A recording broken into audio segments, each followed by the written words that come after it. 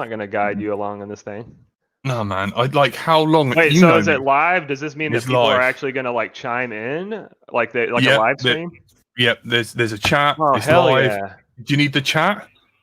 I think I see a private chat. Is that? Yeah, and there's And then there's the a comment comment. section. Yeah, so the private chat is between me and you. The Oh, comment so I you can tell click everyone on. to fuck off in the private chat. Yeah, man. Like, Perfect. yeah, you can. There's the pop out chat. I can drop the N word like crazy in the chat. Private Yeah, chat. man. Okay. Yeah. Yeah. There's the. Hang on. Here's the pop out chat. If you wanna, Yeah. if you wanna fucking message as you like. So the comments is where people will be just chit chatting. Yeah. Okay. Yeah, it's a bit slow. You're kind of better off with the pop out chat. Where's the pop out chat? I sent you the link via Oh, you private did? chat. Okay. Yeah, Gotcha. send it to you via private chat. Oh, it's on YouTube. Okay. You should have told me. Yeah, we're on YouTube. Hope you're okay. We're on the Utes. Thank you. There Thank we you go. tuning in. Yeah, so this is a bit more live, you're saying. Gotcha. Yeah, so yeah, this is live. It's on my private YouTube. I've been doing one-to-ones. Cool. Because, it's just like LDO's covered a lot of people. We've had you on there a couple of times, but hair's all jacked up. I don't care though. Yeah, it's a way of being able to just kind of like catch up. It's not totally FPV. You haven't got 5 people talking over you. We can talk about religion and depression because me and you are the emo boys. And cool. Is that Winnie? Is that the name? Is that how you say that name? Yeah, it's Win. Yeah, it's a Welsh name. Win. Yeah. Okay, that's cool. Win. Welsh. Yeah. Davies. My last name is Davis. It's very American. Yeah. Well, Davis is quite a popular name in Wales. Yeah, pretty much probably all over the place. Yeah. Hey BeepTube, hey Lukey, hey Fraser, G-Man, thanks for being the first one to tune in. Stuff. There's people. Yeah, man, she's a good girl. I don't think she flies anymore. Oh, that's fair. But then she uploaded something. I can relate. Yeah. So how have you been, man? Are you surviving? You keeping safe? I hear you're working on some projects. Yeah, I got a lot of projects going on. Like probably too many, like to the point where it's overwhelming. But I think it's like I do that just to kind of distract myself from all the shit going on, right? The best thing you can do for your mind, even if you're like, this is a random fact, if you actually have like pain going on, like let's say your arm is killing you, if you like pinch the other arm, it'll actually make it like your other arm like hurt less because your brain can only kind of focus on one thing at a time. So it's kind of an interesting fact. Yeah, I had a buddy like that when I was nearly dying of the old chronos. Hey Mikey Dread, hey Break a Leg. That's a Big High family. You'd like to squeeze my hand to try and take for sure. Yeah, it can definitely be like a deterrent, like a what do you call it, distraction technique for your mind. Yeah. So anyway, so I've been using these random hobbies as a distraction technique, I guess, or I'm just trying to fill some kind of like hole that can't be filled, right? From flying. Yeah. Yeah. Well. Yeah. So yeah, and I've been working a crap load. No. You've gone back to the computer stuff, is that right? Yeah, like my whole life I actually worked as a video game developer for many years. And yeah, I worked for a company called High Res Studios out here in Georgia, which is where I live. Worked on a game called Smite and a game called Paladins. It actually wasn't called Paladins when I was working there, but anyway, so I have that big background, and then I got into drones, which obviously I fell in love with that, and then tried to make some kind of living out of that, and I did for a little while, but then I ended up ultimately going back to the video game world. So oh man, yeah, like I had to come crawling back, and I finished up with the drone place pretty quickly. It went completely under. It was run really badly. I didn't even know that. What do you mean? Yeah, like, explain that. I worked for a place called Radio C, and it was like a local hobby shop kind of thing, or well, it was a guy who is like run by Scientologists. I'm still friends with him, but like he was selling like clone stuff, and then that whole thing kicked off with Trapster, and it just kind of got ran into the ground. He like lost enthusiasm. He first started up, he was buying extra stuff, with his orders. You know, back in the day when you had to order direct from the Chinese seller. You know, it was before Banggood. Oh, for sure. You know, Hobby King was still sorting itself out. And that was a long time ago. Okay. yeah, I was building quads. I got like roped into that. I mean, it completely saved my ass getting a job there, man, because I was just fucking running out of money big time. You know, I was just like I was a screen printer for a while, and it was just not good. I was just like, you know, they kind of took the piss out of me a bit there, and then like I got on board and was like making a load of drones and stuff, and then you know, like you, it was just like after the whole Dubai thing, it kind of built all the way up. They done the whole Chernobyl thing, they done the whole fucking, you know, they thought they were gonna have like massive races and it looked really pretty, and then there was no one in the stands and big massive climax, and then you just jizz all over her tits, not even in the mouth or anything, and then you're like, oh, you know, no, just come on my belly. No, like, oh god, yeah, that's what I feel like happened back then. It was Schizo. Do you still make frames? I haven't made a frame since that last hydro dipped one I did, with Lumineer, which ended up just being kind of their QAV. And I was like, hey, man, let's figure out a way to hydro dip the shit out of these things. And that was my frame. But I am going to probably work on a new one soon, just for fun. Have you been doing much of astronomy or anything? I have, actually. I built, like, that was one of the things, because I got like in a big like financial situation, like right around when my dad passed away last year. And I ended up having to sell a ton of shit. So I sold all my telescope gear. And I was super bummed about it. You know, it was just like a horrible time just in general. And then that was another thing, like getting this engineering job again. Obviously, I got like a really good salary, and that was one of the first things that I replaced, and I went like all out. So yeah, I haven't done any this year, but I do have a pretty gnarly rig. Oh man, you took some beautiful pictures, man. It was always good to see them and stuff. Yeah, I'll get back into it again. I don't know if I have time this year, but next year I'll probably go crazy. Everybody's been wanting me to do some kind of like, I don't know, like a website with like all the stuff that I've taken. Yeah. I don't know. Oh man, I'm so sorry to hear about your dad, man. I know you've been pretty quiet and stuff now and again, and I fire a few messages here and there. You know, when you do get back into it, if you take a really lovely photo, just Discord it to me, man. Yeah, because I'll be like really pleased to see it, man. Yeah.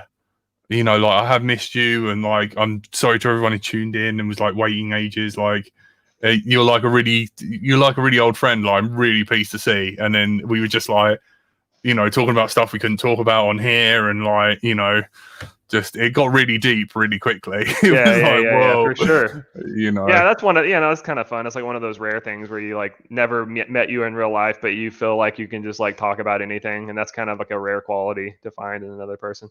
Yeah, it's just really, and like Tornado Girl, thank you. I appreciate that. Yeah. They want to. Mikey Jed asks, "I want to hear about your car, please." Which one? Well, you got the fancy white one, haven't you? Is that yours? Did you say my car? Yeah. Yeah. I've always, dude. I don't think I'm ever gonna grow up. I've always been like a car kid. Like, I used to like deck out like the old import Hondas and all that stuff as a kid and in high school. JDM. Exactly. I was hardcore about JDM, and then now that I, I'm an adult, kind of. I guess I'm technically an adult, but in the brain, I'm still a child. So now I can afford like nicer cars. So yeah. So I have a 2020 M2 Competition, which is like one of my favorite cars ever. I don't really drive it that often, but that's just like my nice car. But like my pride and joy is I have a 1986 BMW E30 that I restored myself from basically. It was literally a rust bucket, and I went through and rebuilt everything, cut the rust out. Like, I had to source all kinds of body panels from all over the world, and like it's been in and out of the shop a billion times, and I'm thankfully about to get it out. Hopefully in about 2 weeks, like brand new paint job and everything. So I'm super pumped about that. Oh man. Yeah. So E30, yeah, my and man. the funny thing is like I've always been into cars, but I've never been like much of a mechanic or anything other than just like doing oil changes and brake jobs and shit like that.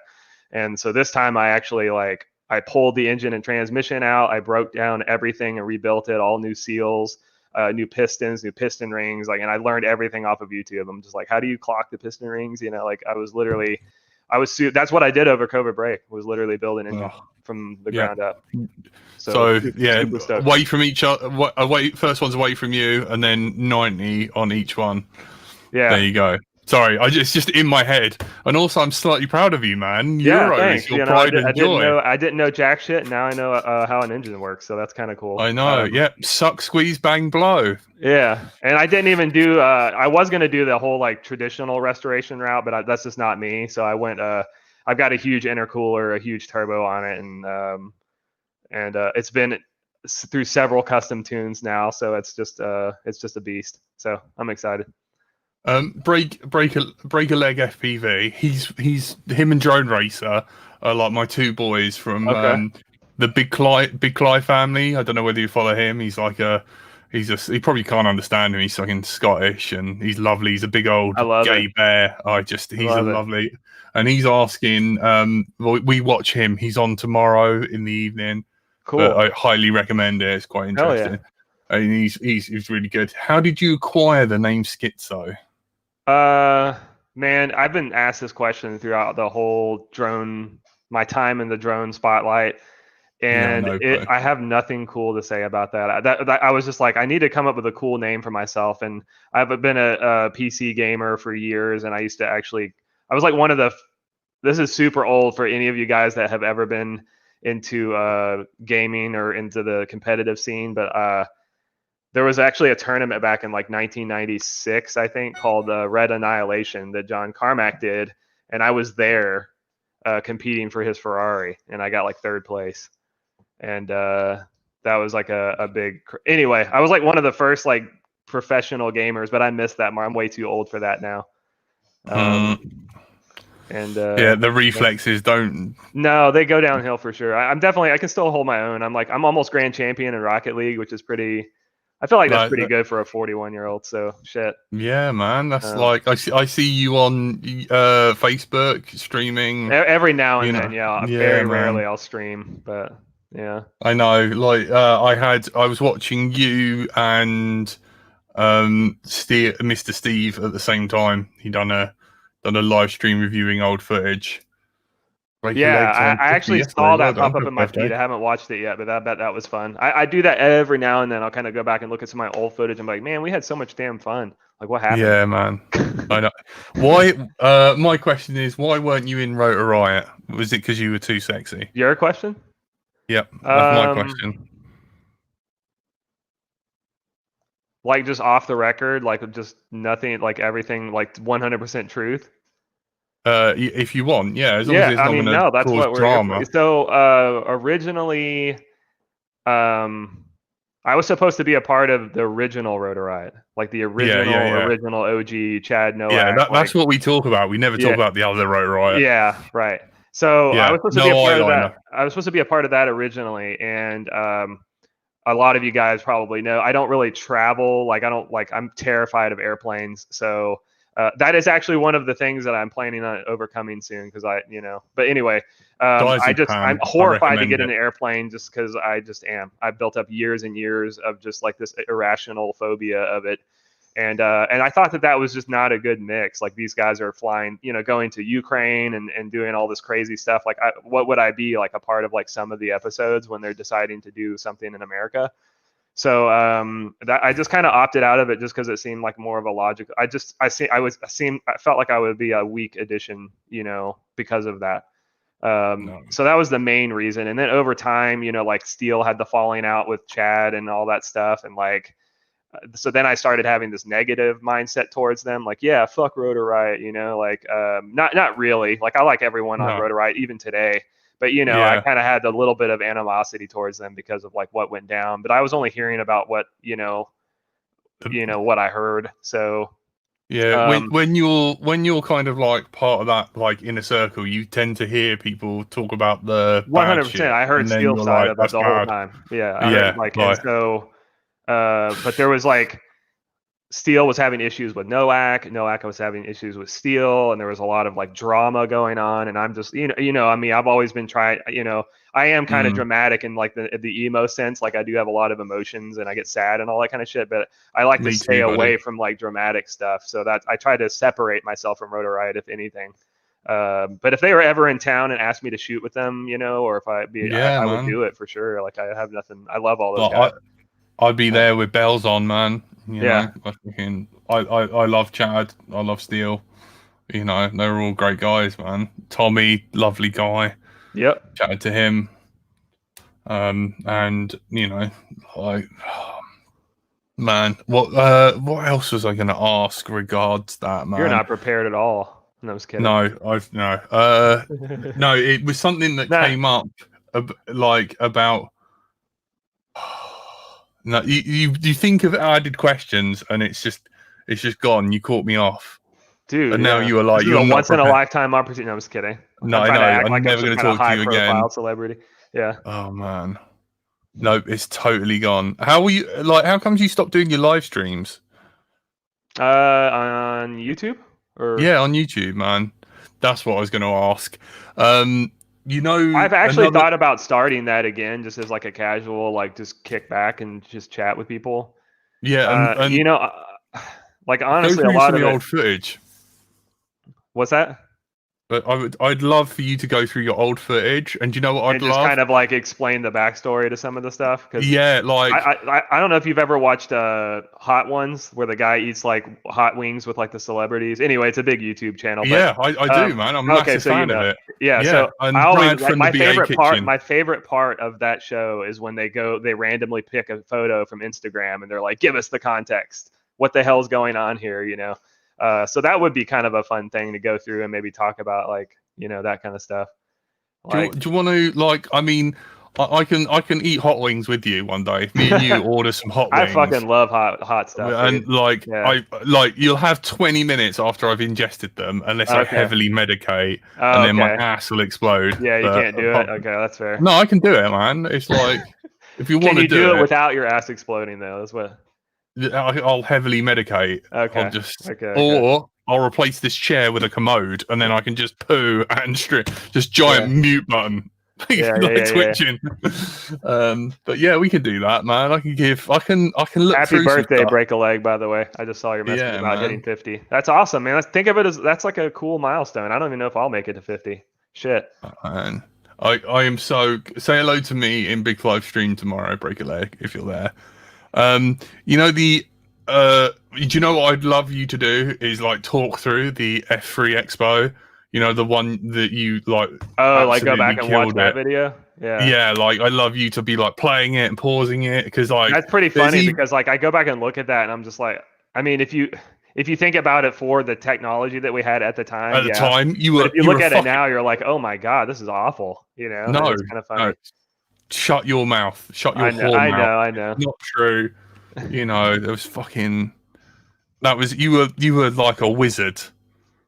You were beautiful, man. It was like ballet of the sky. I have like one funny thing is and I think I might have said this on your live stream before, maybe let's drone out or something. Yeah, one of my things I remember the most about F3 Expo, there's a lot of cool, like that was just a cool time because that was like right before it was really exploding too, right? And I remember that was the first time I ever met Sharpoo, and I had, keep in mind, Sharpoo to me is what I might be to some other people, right? Like I was just kind of this relic, and like he's the one that kind of got me to fly, right? You always have that like story, right? Where like who got, everyone's inspired by someone else.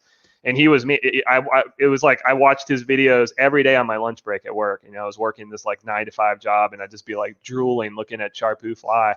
And then he's like in front of me, and I'm like, holy fuck. And he was like the most humble and like soft spoken, just super chill, like just so cool.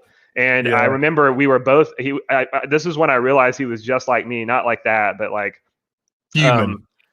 Yeah, just like he was so you could tell that like Chad Nowak and like Steele, like they were built for this shit. Like they had all these camera lights on them, and like and the the big Georgia Dome, like Yeah. lights all over them, and they're like fuck yeah, and they're just like they're so confident in themselves. And me and Sharpoo, like I'm not joking, we had so much anxiety and stress about needing to Yeah. perform because we've never performed in front of someone before, and I didn't have any faith in my ability to fly in the first place. And here I am, like, what the fuck am I doing in front of these cameras? Like, this is embarrassing. This is going to be horrible. And I remember I walked into the bathroom because that's one thing I do when I get super anxious is I have to piss a lot for some reason. I'm just packing away water, right? Just drinking. I go in there and Sharpoo's in there, and Oh man. he poured a little horn. This is hilarious. So he pours a glass of water, or like hot water, like on the faucet, and he comes out there and he's dipping his hands in it like this, and I'm like, what are you doing? He's like, I'm got so much anxiety that my hands are freezing, and he's trying to like warm them up. I mean, that's when I realized he's literally just like me, like it's just Yeah. so. Oh man, because you look like a shitting, shaking dog in the corner. Oh, I You was. got the hood up. I 100% You're like, was. Yeah. oh, right. You ready? Are you ready to break this down, man? Like, And that was I just love how real and you are, everyone man. talks about the hoodie moment, and that was literally just my it turned into like a thing, right? Flipping the hood up. That Yeah. was me trying to block out the audience and the crowd. Not that there was like a huge crowd at this thing. It's not like I'm literally at a football game or like a Super Bowl, but there was people behind me, like, and there were cameras all over the place, and that was my way to try to shut them out and try to pretend like they weren't there. Yeah. It wasn't to be cool, I can tell you that now, because there was nothing cool about putting those goggles on. Yeah, imposter syndrome. Yeah, man. Is Like, that really a thing? I didn't even know. yeah, man. Imposter syndrome. I get it all the fucking time, man. I'm like, Interesting. why am I talking? Like you shouldn't be there. Yeah. Yeah, like I've got no right to be talking to you, Jonathan Day. I'm not worthy. Like, please don't hurt me. Let's talk Like, about your internet, bro. What do you oh want? no, Like fuck it's Waffle pause, House man. Wi-Fi? Oh, okay. Don't start. Tell me when to pause. Look at this guy right here. This is just me literally. I probably am acting cool right here, but this is me shitting my fucking pants right now. I was like, oh my god, yep, shut him out. Nothing's. Just pretend like I'm flying at the trailer park, just like all those other days. Yeah. And I was like, and this is when I decided that I was gonna just launch and do a crazy like front flip, like right off the gate. I was gonna try to look back at myself originally. Right. I thought that would be a really cool thing to do when I took off. And this is a QAV. This is the Sharpoo QAV 210. I don't know if you remember that. The fucking GoPro's flat, so it's going to be recording the floor. I did not have a wedge on it or anything. Right. This is the days of clean flight. This is before beta flight existed for everyone else out there. Race flight. We need to cover that. That's the thing. There's no race flight. There's no beta flight. There's no KISS. This is literally clean flight. No cover on his antenna, so it's detuned because he smashed that off on a tree. Fucking balance connector wiggling around in the breeze. Oh yeah, this is an explosion waiting to happen right here, and it does happen at the end. I think I totaled the quad at the end. Yeah. Tell me when to pause. This is where I fell in love with you. I thought it would be really cool to look back at myself here. Yeah. And at this point, I didn't know what the fuck I was gonna do. I was just kind of like, okay, like I literally winged this whole thing, and I said, okay, yeah, this is a funny part. If you want to pause it here, so. I had been trying to. We had literally 10 minutes to fly this course, like before we started doing the actual competition. So I tried. I remember Daniel Sandoval, which is the owner of X-Hover. I don't know if you guys know him. He's a really cool dude. This is also my first time meeting him, and I remember him saying, "Dude," while he was watching me fly, he was said, "Dude, dive the tower." And I was like, I can't do that, So I tried it like 4 times and crashed. And I was like, oh God, maybe I'll try to do it, at the end of my run. And that was my plan. Well, that was going to be my finale, was to do that at the very end. And keep in mind, at this point in time, no one knew that you could like vertically dive shit. Like it was like something that just wasn't being done. Wizards, yeah, absolutely. Yeah. So this is a revolutionary moment that when people realize that this led to like diving skyscrapers and all this kind of shit. But no one knew that you could just drop throttle, because back then we didn't have air mode, right? So if you drop throttle too much, you fell out like a dead duck. Yeah, you just flopped out of the sky. So I was able to know where that threshold was, where I could just hold it like this, essentially air mode, and you had to do it manual. So there was literally a risk. If you went all the way down min throttle, you would just die. You would just lose all power and fall straight to the ground. Yeah. So anyway, where I was going at with this is I was like, let me just do that at the end. I'll just try it. And if I crash, hey, go out and in a big bang. And for some reason, I was just like, I lined up, I jumped up and pointed down and was like, I fucking got this. I'm going to do this right out the gate. And it was like the first trick that I tried. It was basically the most gnarly. It was kind of funny. And it worked out somehow. Yeah. Thankfully. Yeah. But what a cool time that was. I mean, they put a lot of money into this. I know. It's not anywhere near like Dubai and all that kind of shit like they did later on. But like at the time, no one had ever tried to do anything remotely like this. No. This is next level. We've never seen any. I mean, they spent like a couple $100,000 to rent this stadium out for like one day. Yeah. And keep in mind, this is the time period where like the average nobody knew what the hell drones were at this time. I know. So like, do you know what they call it when you haven't got air mode on? Potato mode, where you just fall out of the sky like a potato. Straight up. Yeah, you just fall. Yeah. And the way that you used to do it with if you didn't want to use idle up, the scratchy bit on the Tyrannus. So what you could do, what I did was I sanded mine perfectly smooth, and then put a nick, held my quad, throttled it till the PID activated, and then what I did is I cut a little divot in that little notch bit, so it would go clunk into it, and you would know when it locked in. Yeah, I would know, and that's where cool. That's pretty clever. Yeah. So then I would use the I'd fly and I'd hear that clunk, and then I'd bounce up to try and catch it, and that's where I learned there's videos of me in Preston Park like throttling to the ground and stuff upside down. And that's where awesome. Yeah, that's cool. That's a cool idea. It's clever. That's what it's about, man. You're smart. It's about But yeah, back in this time, like it was very scary to do this kind of shit, because if you went be under like 10% throttle, you were gonna potato, like you said, fall out of the sky. So it was very hard, like when you try to do an inverted, like jump over a tree inverted. If you chop it too much, just even like 1%, you're in the tree. So it was very hard to do a lot of these acrobatic moves back then. Yeah, it was very risky.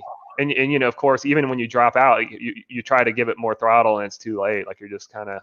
Yeah, you had that flight controller recover, because it was a loop time, and you'd have that. Yeah, exactly. It took a while to like reacclimate to like what the hell just happened, and Or and keep in mind, this is also 3S, I believe, at the time. It might have been 4S. It was 4S. Definitely 4. Yeah, you can hear it taking off. There's no way that's 3. Yeah, this was right when 4S, I think, started to become a thing. Oh, shit. It was beautiful, man. I literally fell in love with you. That looks like a 4S connector to me. Yeah, it probably is. Look, that's gotta be, isn't it? It looks a little bit more bricky than a 3S would be. Yeah. I think this was literally right when 4S started. You're trying to zoom in. Yeah. Zoom. Oh man, is that GoPro Hero 3 as well? I don't know. I don't know what that was. I think it was a silver, whatever the hell it was at the time. Oh, I panicked right there. I was like, "Oh god, I'm a dead man." And also, I'm flying with like no tilt either. You can probably tell. So I'm flying very low tilt, as well as my GoPro has no tilt, so it's kind of funny. Yeah. And I heard how late in the game you moved from 1.8, and you referred to it as just the sniper scope, like camera lens. You didn't. Oh yeah, I was flying. You mean the millimeter, the lens? Yeah. Yeah. It was like 60 millimeter or something. What the hell was it? I think it's a 1.8 mil lens. And you were like, it's like a fucking sniper scope. Yeah, it was whatever the CCD cameras were coming out with at the time. It probably might have been a 1.8. Yeah, it literally was a sniper scope. Like you were. That's so funny. And I got so used to it. Everyone started moving to the wide, the wide angle lenses, and it was so weird to me. I couldn't do it, and I stuck with those 1.8s for many years. 2.8 millimeter. That's it. Fucking Okay. knows. Um, does anyone want to play? Does anyone want to play a fucking game of guess how many of those default lenses I've got? Like, I and bet you I have want? more than you. I doubt it. Probably Really? broken. A lot of them broken too. I kept Oh a shit, lot of the man. broken ones. Shit, man. They're just down there. Yours close by? Should we have a No, one they're in the basement, 2.8? unfortunately. Oh, Yeah, I man. had, and of course, for a while, there was a long time where I just kept them all. But then, like before they started offering cameras with the wide angle lenses in it, you'd change them out, right? So then I'd end Yeah, up you'd with have a to buy fuckload of, GoPros. yeah. Yeah, that's what happened to me, man. Like fucking ordering GoPros and I have to break the fucking Yeah. off the. And Yeah. like Yeah. you Yeah. get ones with the official GoPro ones would have missing thread bits in them as well. Do you Yeah. remember that? So like if you got unlucky, it would like just fall in. Yeah. Oh, Schizo, glad to see you back. Man, we all miss you, dude. You just burn a pack now and again. And I plan on it, man. I think I'm gonna try to fly a lot more. This is so weird watching this. like I remember it like it was yesterday. Look at that flop. Look at that bounce back. Oh Now, my keep in god! mind, this was dialed in as fuck at the time. People were Look like, at "What is this? You're going inverted without falling out like a potato?" It's like, yeah, yeah. bro. I just had this ability to drop it to the right throttle whenever I wanted to. I love this song because of you. Look at that! Oh, that's unheard of. I mean, And look keep in at mind, here's the biggest kicker out of all this. Despite all of the things that we've said, like the technology was really far behind, we were also on PPM, and I feel like a lot of people don't know what the hell it felt like to fly PPM. Just think about, I had to predict all of this shit like seconds beforehand, almost. yeah. Not literally, but like the latency was pretty severe if you compare it to like what you have now. What was it? This was pre S bus. Like people didn't understand S bus. I think Metal Danny and maybe a couple of other guys were experimenting with S bus at this time. Chad Nowak, right? Chad Nowak was too. He was the one that kind of showed us that, really. Yeah, Chad Nowak. If you want to thank someone in the hobby, Chad Nowak. If anyone thinks Final Glide is a dick, you're a cunt, basically. He was like, get the X4Rs. He was the inventor of fucking idle up. I love Nowak, man. He definitely has done a lot for the hobby. He was like, remember the first the blackout he did on 6S, the very first, I was like, holy fuck. And yeah, I think the biggest downfall to Chad is he got like really he pissed people off on purpose, it seemed like. And he became anti-America out of nowhere too, which is very weird. I would just randomly log in and see him post about like how dumb America is and stuff, and I'm just like, all right, Chad, like what the hell? Yeah, like, I don't know. I don't take that personal though. I still love the guy, but I can see why people didn't like him. Yeah. So the thing is, he's like that's the Siggy in him. His dad's like right on the button, and like you got to remember he's Australian. They're cheeky little monkeys. They're yeah, I get it. That's why I don't take anything personal. So whenever I read that kind of crap, I don't care. At the end of the day, people are not gonna like America. It's totally okay. It's just like, but it's like he goes out of his way to piss people off, though. Yeah, that's the whole. Like, it's like the British people. If as a British person, you know someone's your friend when they mock you. Do you know what I mean? I fucking love Tony. Apparently he's gay with me. He's my wife. Like he's a midget. He thinks the Earth's flat. Like I love. I know. I want to get a flat earther in here and just like pick his brain. Really flat earther though. That's the thing. Oh, okay. But on that subject, I would love to just like pick someone's brain and just try to understand how you perceive the world in that way. Like that just blows my mind. Well, you look at fucking planets and you're like, that is definitely a fucking sphere. Like, that's the problem with you. It's like, look at this shit. Yeah. Nebula over there, man. Like you're literally an ant on a piece of dog shit right about now. Like, I need to understand that mindset. Like, what do they think space is? They think that like, isn't it that we put it all out there, that it's all like fake? Don't know. Isn't the universe flat though? Isn't that what they're saying? There is a theory of that it's a line. Yeah. Yeah, and I like the demonstration of the trampoline and the balls and the. Yeah, for sure. I quite like that one. But Tony, our flat earther, keep off it, lol. Yeah. Dude, can you send me your address after this? Because I make stickers and I sell them on Etsy. Sorry about cool. the plug, but I spent way too much on these stickers. That's fun. Guys, if you can put one of you guys put an Etsy link of my fucking thing, but I've got little flat earth tinfoil hats, man. I got the dog shit bin from Andy RC, and I've got some flying cats and stuff. That's cool. I like cats. Yeah, man. Like, not as much as dogs, but I like cats. Send you some.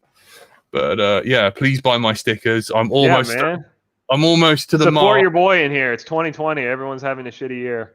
Yeah, like everyone's eating a shit sandwich. Yeah, and soon I'll be able to make the wank sock windsock sticker or badge. Oh hell yeah! And I'll be able to send my boy. Fake news is exposed. Tony wasn't a real flat earther, I know, but yeah, I'll be able to send my boy Skitzo some of those. Cool, hell yeah! Wank socks. But yeah, man, I was just so. If I was a girl, I would literally be so. I'm dripping now. I'm like wow, like wet ass pussy. That's funny. Look at this. I'm so cool, guys. You are. God, man. This thing flies like shit. Look at it. That is signature raptor. The signature grip. Velociraptor grip. Yeah. Yeah, man. Yeah. I've still hold that grip today. I've tried to fly other ways and I can't do it. It feels weird. You know how like whenever you just become stubborn and like that you learn something a certain way, you just can't break the habit. That's literally. I've tried doing normal like pinching. I've tried thumbs. I just can't do it. Like this is how I learned, and this is what feels comfortable to me now. Yeah, he can't operate these upright switches. I can't. Fucking switch. I actually use my SC. Yeah, I use my index finger. Yeah, I have to take my index finger off. They're schizo. You just like, dude, this guy holds a controller like this. I can't imagine how he jerks off. You're probably doing that. That's what I do for sure. I've got the hawking hand. Yeah. I have the channel in tab, but I haven't watched any yet. Man, you're just look at me trying to get some hang time here. Like, oh yeah, look at me. I'm so cool. Fuck, I know, like the knife edge, man. Before they were doing it in between buildings. Yeah, I didn't start that, but I did make that one of my signature moves back then. Have you ever done the knife edge with the yaw? So you turn. For sure. Oh, I've done that. Yeah, like I've done it upwards as well as down. Yeah. I think it's cooler when you point up and do it. Yeah. So like new Rotor Riot, they're on about they were doing like the sideways flip. Look at this. Look at your boy right here. Fucking, do you know what I mean? Like this is what year is this? Fucking 2013 or something. It is. Yeah. Skitz is doing this. Oh fucking look at this, man. It was horrifying at the time. Yeah. You had to pull out so far ahead of time. Also, I love the Adam Sandler reference here. You can fucking do it. Oh, yeah. You can do it all night long. Yeah. What? You'll get. Hey, here's some Easter eggs that you may not know. If you let. We'll just have to let the video go. But there's a Wild Willie in here in the background. And one of my is that there? No. Like you can see him clear as day. I might have to let it play. It's in one of these shots where like the camera is like looking at me. He's like standing behind me, going woo like a cheerleader. Is the plastic slide a reference to Flight Test? Listen. Woo! I know. People do it. Yeah, I thought I was really bold doing all this crap. Like this is so hard on PPM. You don't understand. Yeah, you had to predict the future 100%. Like you were predicting this. Yeah, break a leg, man. Fucking. Yeah. Wait, keep letting it play. I want to see if there he is. That's what Nick Willard clapping right there. Oh man, that is Wild Willie. If any of you guys know who Nick Willard, Wild Willie is, this is him clapping. He was a little fetus at this point. That's him in college. Yeah, that's the dolphin. That's the dolphin boy. Yeah, that guy isn't actually holding up his jacket. That is his erection. I'm trying to see who's all in here. If you see the guy centered here, the guy behind him, that is actually Tony from Impulse RC. No, to the left. Yeah. The guy with the blue shirt. Go to the right again. Yeah, to the left of him. Do you see the guy behind over his shoulder? Yeah, that's Tony from Immersion RC. Or Anthony, whatever you want to call him. People call him Tony. People call him Anthony. Oh man. So yeah, man, we had the Fat Shark guys here. It was a big deal. Yeah, Greg from. Look at the stands, man. Like it's an exploded stadium. Look at that. What is there? Like 20 people in there? Yeah. But honestly, keep in mind this was ridiculous entry. It was like $200 a ticket or something. So you had to really fucking want to come to this thing. Yeah. Jesus. So it doesn't shock me because they were trying whatever they could to fucking pay this stadium rental back. Oh my god. So they definitely went in the hole on this whole thing. Yeah. So while it was a financial disaster, it was revolutionary, I guess, in the drone world. Fuck me, man. Tickets were like $250. It was ridiculous. It was something like that. Fucking. I don't know if it was $250, but it was definitely more than $100. Yeah, I posted my sticker link. So yeah, there it is. There's that Etsy link. Yeah, man, buy some stickers. Look at the fucking bounce back. Dude, this was dialed in at the time. Yeah. Oh my god. Look, there's the judges like literally just had an orgasm. Yeah, man. Like, that's honestly the judges just had an orgasm. Yeah, that is. Look at this, man. Fucking adapter on the fucking. Do you remember those old immersion RC antennas? Yeah, man. Yeah. Look, fucking. So like it's SMA or RPSMA. Yeah. Like right angle adapter to get it in the right direction, then an adapter to change sex. Oh yeah. Like, and look, this is upgraded. So I'll have you know that was the face model upgrade. Yeah, they didn't come with those. Yeah. Yeah, it was like that is. Oh my god. The face plate. What do they call it? Yeah, face plate. Yeah. Look, and there's the fucking. There's the white one. That's probably that could be left hand, maybe. I don't know. Yeah, so you could see. Yeah. Oh my god, he's just like. That's honestly funny as shit. It's funny as hell watching this, dude. It's like making fun of our technology, like 4 years ago. V1s. Yeah. Look, whack. Yeah. Fucking Dom V1s. That guy was crazy as shit right there. Yeah. That was insane, actually, at the time, dude. I don't think I would try that. I would probably crash now trying to do that. Going through that shit, that is super sketch. Oh. At this point, I would try to start. There's Steel. There's Steel at the very center right there. And that's Anthony from Immersion RC. Yeah. Yeah. Next to him. This girl is like, oh my god, I'm surrounded by raging virgins. Oh, probably. Yeah. I think this is one of the only females at the event. Crochet fucking earrings. Like she's like, oh my god. She's like, I have never been around so many virgins in my life. I know, like my ovaries have shriveled up and died.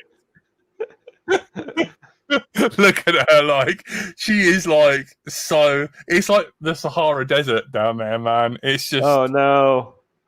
So you're saying she's super dry right now? Is that what you're saying? Yeah. At this point, I'm actually running out of ideas of what to do. Yeah. I was impressed with that stall. I was like, that was like that weird off-axis stall. And here's where I die. No, I didn't die there. I thought I died there. Oh.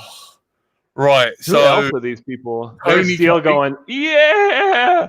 Yeah. You've just made his career for the fucking Sandy Cuda. Yeah. I paved the way. Yeah. Paved the way. Yeah. She's checking to see whether she's still got breasts. Because she's like, I don't know who that is. I don't recognize her. Like, look, like all the guys' mouths are open, and she's just like, "Oh my god!" And she's like, these fucking nerds." I know. She didn't realize what was going down. Yeah, like she is literally praying to Jesus to fucking have the ground. She's just like, when will it be over? I know, like, fuck. Who's this guy? What am I going to eat for dinner tonight? Yeah, like, oh my god. Like, I don't know who that guy is. If he didn't have goggles on, I might know who it is. I can't tell. She literally moved the wedding ring to the other hand. Yeah, it might be his chick. Yeah, I don't know. What's that? Is it Joe Jodve? Is that's not Jordan Timken, is it? No, it doesn't look like Jordan's skinnier than him though. This guy's a little bit more built. Could be him though. Yeah, I'm trying to. Jordan's kind of a skinny dude. This is fucking. That's as good as it gets. Yeah, that's as good as it gets. Oh man, he's fucking Tony Cake. Has he got a Red Bull over there? I can't tell what he's doing there. Diet Coke, man. You know what he's like. It's that or fucking Strongbow cider. That's it. Yeah, That's yeah. We'll all. see some faces in here. Kevin, Stinger Swarm is here. There's another girl next to that dude. Who's that dude? I think this chick to the left of the screen might be the chick that Steele was dating at the time. I might be pulling that shit out of my ass though. Yeah, I don't know. I don't know. Oh, good old immersion. I'll sit back before, like, he's not allowed to stand next to him anymore because, like, fucking a sniper will just pop out the tree. Yeah, like, which is weird because they were both always super cool with each other. Yeah, it's kind of a. Yeah, it's weird how all that animosity started. It's just kind of. And he's all like, "No fucking ghost for anyone. You got to buy my shit now. Fuck off." I swear to God, this is like around when he was talking about Ghost, and it's still not out, right? Like. No, it's out, man. It's out. Oh, it is finally out, but that was in development forever. I remember him telling me about that like years and years ago. No, same here. And I was super pumped about it. I was like, "Oh hell yeah!" And I mean, this is before Crossfire, obviously. Like fucking PPM over here. Oh yeah. We were just learning about S-Bus when he was talking about this shit. So I know we were like, "Holy shit, man! Would you S-Bus? Fuck." I remember like S-Bus was magical because you know, like when you adjust your center points and it wasn't just fucking jittering all over the place. Yeah, the funny thing is when I first tried out S-Bus, I was crashing all the time because it was like weird. It was like I was no longer having to predict what the quad was going to do. It was reading my mind at that point. It was like the invert, and I was like, oh my god, like I crashed all the time. Like I was so used to having to do weird stuff. So actually converting to S-Bus was actually kind of frustrating in the beginning. Yeah. Cake still owes you a quad. Oh, man. That's fucked up. Yeah, that's the point, Mikey. I know. You should fucking... Fuck it. You didn't want that quad anyway. So fucking apparently they're Green shit. Patches is talking about my episode on Flight Test where I built a mini arrow. I do remember that. That was so sick. Yeah, and you landed. I do remember that. It was like, me and Phil Frybot. Yeah. We'll get to that. Like you're like, I'm still talking about this sick ass video. Right here. I know. Like, here, give me. Look, I'm penetrating all the holes. Like what? I know. Here's where I die. This is. I don't know what the hell I was thinking here. I almost made it though. I know. Like. I was like, at this point, I was feeling invincible. I was like, fuck it, I'm going. I don't know what I'm just gonna go for it in a weird angle. And there was an asplosion here. No, that was my motor going for sure. Did you kill this quad after this? No, actually, I killed I think the flight controller and like a motor. I'm guessing. I definitely killed hardware. Frame's perfectly fine. I actually still have the frame. I was actually gonna give it away in like a contest or something, just as a fun little trophy. And actually, the funny thing about that is Get FPV wanted me to send it to them so they could put it in like their little museum thing. Which I thought not really a museum, but you know, like put it in like a glass kind of thing, like an enclosure. I was like, that's kind of a cool idea. But man, can you like? I've got like can I send one of your props to you with some stickers and you sign it and I'll and then send it back? Yeah, send it back. That would be cool. Like what? Like the old school HQ? Or which one? Or the Galaxy one? The Galaxy one, okay, yeah, hell yeah. And well, I've got the HQ ones as well. Yeah, those are so old school. They're like a rare relic now. Do you want me to? It's right up there. I know exactly where it is. If you want me to get it, yeah. Like, if you want to throw it in the package. God, hang on. I watch this. Play over it. I'm gonna pause my camera in case I kill myself because you will literally see my dick in screen. Hang on. Yeah. Pause the camera. I guess I'm taking control of the stream now. This is me realizing I effed up hardcore. I'm sitting back down because I'm not allowed to stand up for some reason. They were telling me don't stand up. It has to be hand delivered back to me, and I was hoping that this kid was literally like a 13-year-old running this back to me. I was like, well, yeah, he's like a student at some like random like college nearby doing robotics, and he's like, I want to like retrieve your quad. And I was hoping to God at this time because it was super likely that back then, like your quads would like wig out and freak out randomly. I mean, just, the technology was super jank at the time. And I was actually worried about the kid at the time when he went and got my quad. So that's why I wanted to go get it, and I stood up. But they're like, sit back down. Contractual reasons. You're not allowed to leave the cameras. Oh my God. Yeah. Right. Yo. Fun times. Are you ready for this? I haven't got the original HQ packet, but these. Oh, hell yeah. These are them. Those are like relics. Yeah. And the funny thing, the one thing that made me feel really good about those props in general is they were super sought out at the time, right? And because they were like a unique color, like because at the time it was like what, like red, black, and like orange or something. Like there was like no color variations. There was green. And so I was like, let's do some cool blue. Yeah. Hell yeah. Oh. And so over the years of flying, we'd go like fly at these like abandoned spots and stuff. And I would literally see my broken props laying around and shit. I was like, dude, someone's already thrashed this shit with my props on it. It was like a cool feeling where it was like people were like leaving, like, it's kind of shitty because they're littering, but it was like, it was cool to see like remnants of like, support, I guess, if you would say, like, repping the. I like do you remember Sharpoo videos? Like people would go to that spot with Sharpoo. Oh, hell yeah. Like they graffitied, like, actually written Sharpoo on. Yeah. They Yeah, exploded like crazy. Like, what do they call it? The glass fiber or whatever. They flew freaking amazing, but yeah, they would just explode if you looked at them wrong. Because they were so light as well, man. Yeah, they were super light. They were so awesome. In fact, even last year, I was having a lot of tuning problems. I had a really, sometimes you have that stubborn quad and it just won't fly as good as the others. And I had the same tune. It was the same build, and like I couldn't get it to fly right. And I threw one of the old school HQ, my original HQ glass fiber props, and it flew so dialed in. So it's kind of funny how, I think that maybe they just flew better. I think they were, because of how they were made, they were like more rigid. Yeah. And honestly, I think the older props probably fly a lot better than the new stuff now.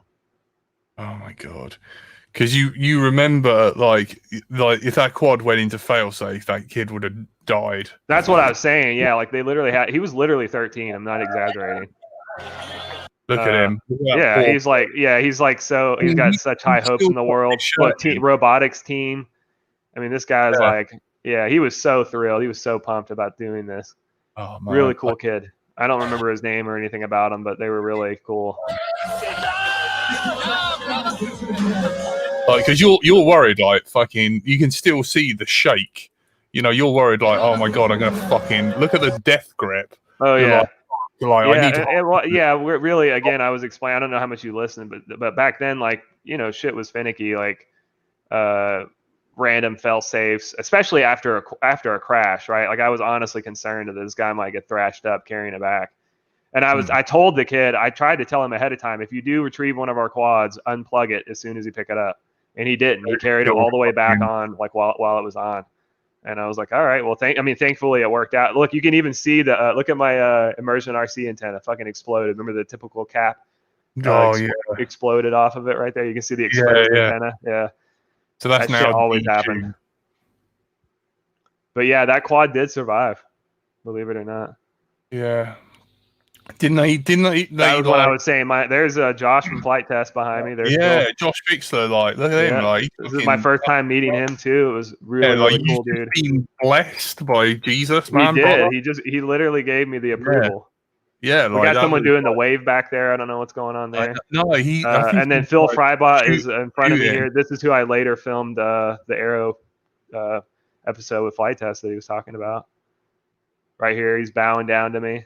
Oh, look, literally, we were all on our knees, like, Frybot is the shit. He is so cool. He's another super humble guy. And another random fact about him, he is a gnarly BMXer, like gnarly. No way, really? Yeah, like really good. Yeah, like I went to the skate park with him one time, and he was doing all this gnarly stuff in a swimming pool. Like, I mean, just incredibly talented dude. Give him my contact details and be like, yo, man. Hell yeah. Now he's doing a lot of the Johnny, like cinema style stuff. And he's doing some cool stuff. So They won't for be nice. sure. Let me know when you get your stickers, buddy. I'm like well excited because Hell I yeah. sent something to Hong Kong. I was like fucking. I've done LA, Hong Kong stickers. You guys, I love you guys. Technophobe, you need to hold on to those because those are like a rare. He's telling me he has those. Remember my old school purple ceramic bearing motors? Yeah, Those are super like rare now. I think I have yeah. like maybe 3, like an incomplete set. I've got a buddy with a complete set that I gave Wow, yeah, those to are him. super cool. Like Yeah, they're rejected Mr. Steves.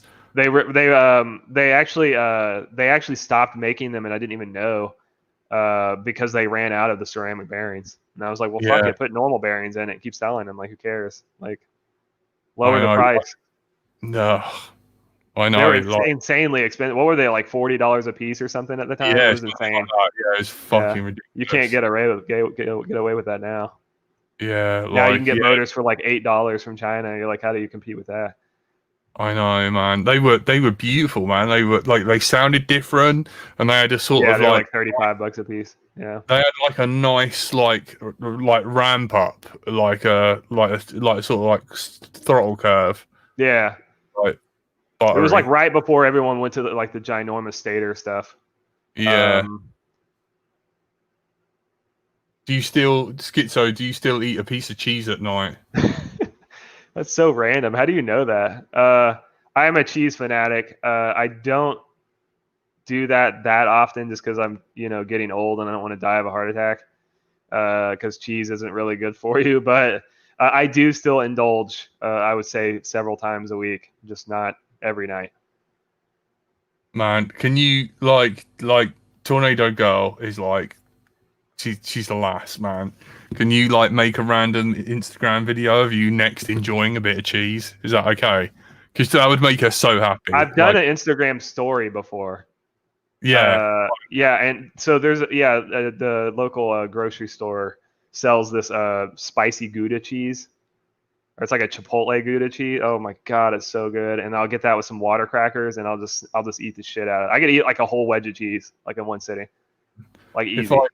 if I ever go to America, like Atlanta, I'm gonna sneak you some cheese. Oh hell yeah! I bet you guys. Yeah, that's another thing. That's the one thing I hate about not being able to travel is like I want to experience the culture and the food. Oh Like mate, they've that got is the some. only thing. I'm a super foodie. I love food, so Oh, so I am I want such to a. experience food in all these different countries. Oh mate, you haven't had a roast dinner or any of that shit, I have man. had my own version, or sorry, so I had this girl I dated at the time that she was her family's Irish, and they had what do they call it? What do they call it? What is their pie called? Where it's like mashed potatoes and like meat on the bottom. Oh, cottage pie, Shepherd's pie. pie is what you call it. I Yeah. mean, So I had so their version of that, but they told me that the real Irish pie is obviously better. So fucking loved the shit out of that. Jack at the end of the night ends up with another kind of cheese, lol. What you mean, like dick cheese?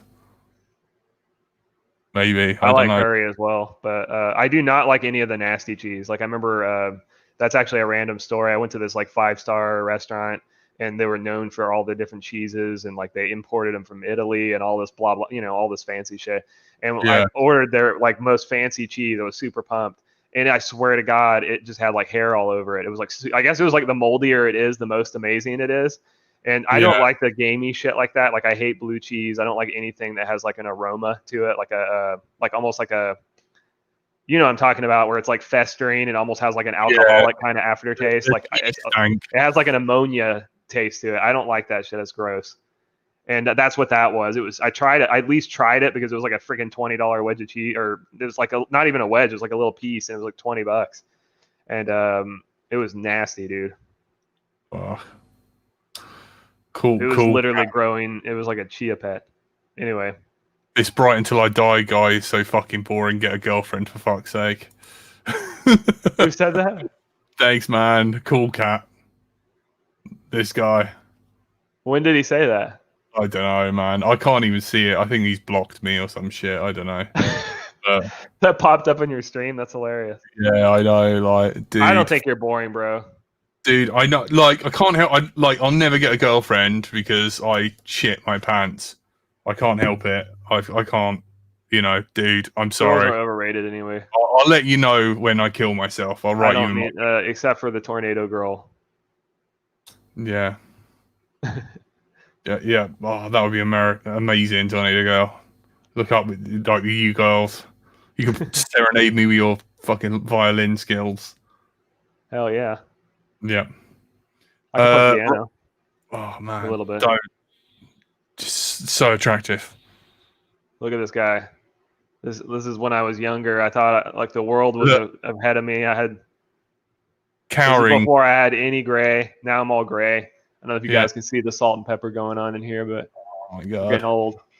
Look at that. You're cowering. You think you're gonna get beaten? I am. I actually thought that I did not do a great job here at this point. Oh look, man. But I mean, everyone's reaction. It was one of those weird things. Like everyone was like, "Hell yeah!" But I honestly thought that I didn't do that well. Yeah. So I was semi disappointed, but also happy that everyone else was like happy. So it was like whatever. I think I was bummed that I crashed because I was like, oh, because I crashed, I was gonna lose. Because you get more points for not crashing, right? So yeah, I think I was like, but I knew that I won it with the fans, but I was probably not gonna win the competition. So it was like one of those things. Yeah, you were like hearts and minds rather than like fucking, like best. I crash out on all my fucking freestyle. So Curry Kid is asking, did you do game dev at some point? Yeah, you said it at the beginning of the stream. Yeah, I mentioned it. I don't know if were you live then when I talked about that? Man, I think so. Anyway, yeah, we can recap. But yeah, I worked for a company called High Res back in 2007. And I worked on a game called Global Agenda, a game called Tribes Ascend, a game called Smite, and also a game called Paladins. I worked on Paladins and Smite, though, very short, like early. And then in 2008, I started my own game dev studio and released a few games on Steam. One's called Victor, if you want to look it up. The other one's called Bob Was Hungry, and Spectre Ball. Those are 3 games that I launched on my own, and then I sold the company, and then started doing drone stuff. And now I do casino stuff because it pays a lot more, to be honest. Yeah. Just want to point Green out. Patches have played Paladins. There you go. It wasn't called Paladins when I worked on it. It was like it was actually when I worked on it, it was actually more of like a fantasy game, and then they kind of made it more like Overwatch style. So yeah, they actually made it way more interesting than what it turned out to be. But it's success. Paladins is successful, so I can't really bash it. Yeah. So I think I play Paladins SP. Look at this little stingy. Look at There's him. a little Stinger Swarm back there, back when he had his little pedophile stash. Yeah. I know, an ex-Hover shirt as well. Yeah. Oh, funny story about this that not many people know other than insiders. So you might notice that Steele and also Kevin have a mustache. So we were gonna do that as a joke. All the Atlanta crew is what we called ourselves at the time. This is when Atlanta crew was, I guess, on its rise, right? We were all gonna show up because people were flying from around the world, from out of state, and we were like, look, wouldn't it be funny if everyone showed up with a mustache? And like that was the Atlanta crew thing. And I was like, yeah. And I purposely didn't. Like everyone came with mustache but me, and everyone was pissed at me. So I was supposed to have a mustache that day, but I shaved. So it pissed everyone off.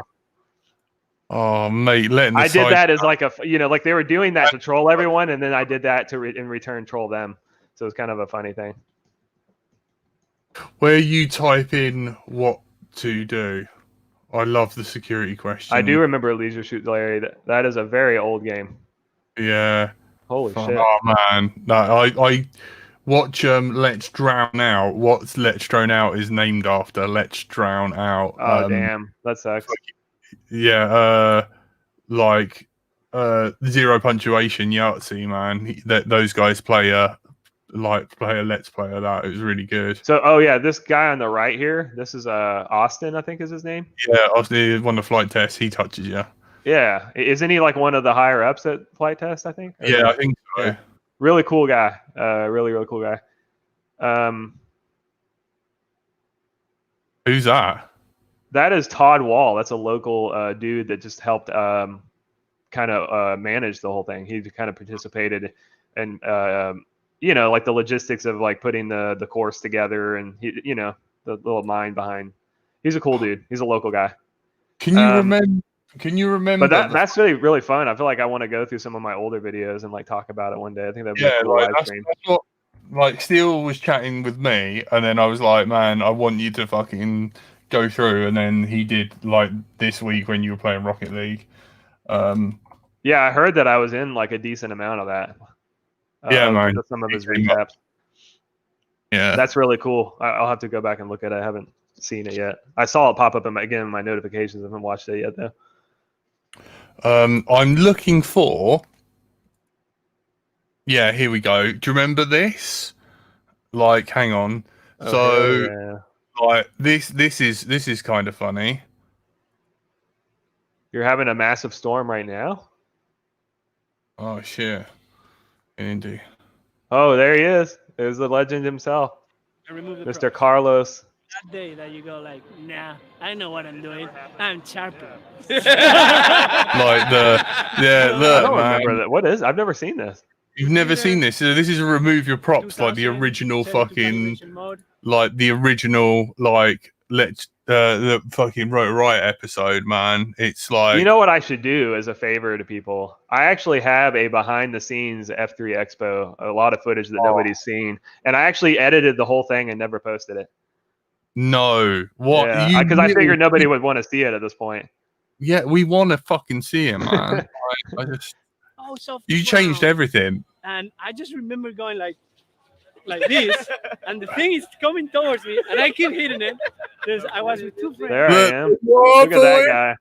So I just feel cool being a part of this situation. I was like, yeah. You're like. So this is Daniel Sandoval on the right. He's the owner of X-Hover. This on the right of me is John Casey. Anyway, cool guy. And then I think that's Zach Thayer. It's funny that I remember all these people. I haven't talked to them since, pretty much. Don't let me the quad.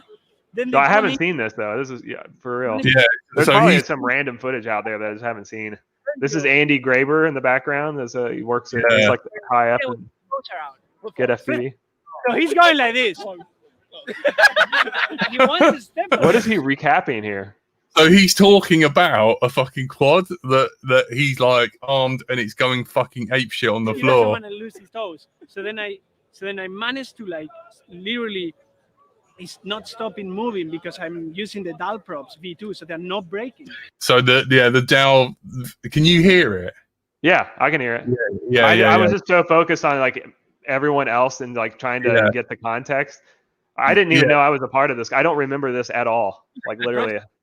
And it didn't cut my finger and my leg, and it didn't broke. They kept spinning. Was this before or after the competition? Literally kicking it. We were killing an animal at that point. We were killing an animal at this point. Like the fucking. I like this. And I put my hand there. Such a cool dude. I didn't even pull the battery. I pulled the cable, the whole cable. This is before the tournament. I'm probably shitting myself and just secretly smiling the whole time. And we're like, what the hell just happened? Yeah, and we all start looking, and I'm like, I knew I cut my thumb because I can feel it. I feel my leg is hurting, and I have a cut on my leg. It wasn't that bad, but we were like, wow, dude, that was the longest fight with the drone. Never again, dude. Props plugged in with the computer. He's talking about his fucking props being fucking legend plugged into a computer. That was an instant thing. I remember that. I remember when that happened. Proper bugs and stuff where like it would just. I want to say your name. Is it Guillermo? I can never say. I'm so bad at every time I plug my quad, I get this like pronunciation. Yeah, I'm reading this. What's up, man? How you doing? Listen, I will remove the props. Yeah, it's always removed. Oh wait, was I doing a sick ass dance at the end? Hold on. Yeah. So I was doing something at the end. I was about to get some groove going, I think. No, damn it. No, still, man. I've never seen that. I've never seen that video. You. Yeah, subscribe to Rotor Riot, guys.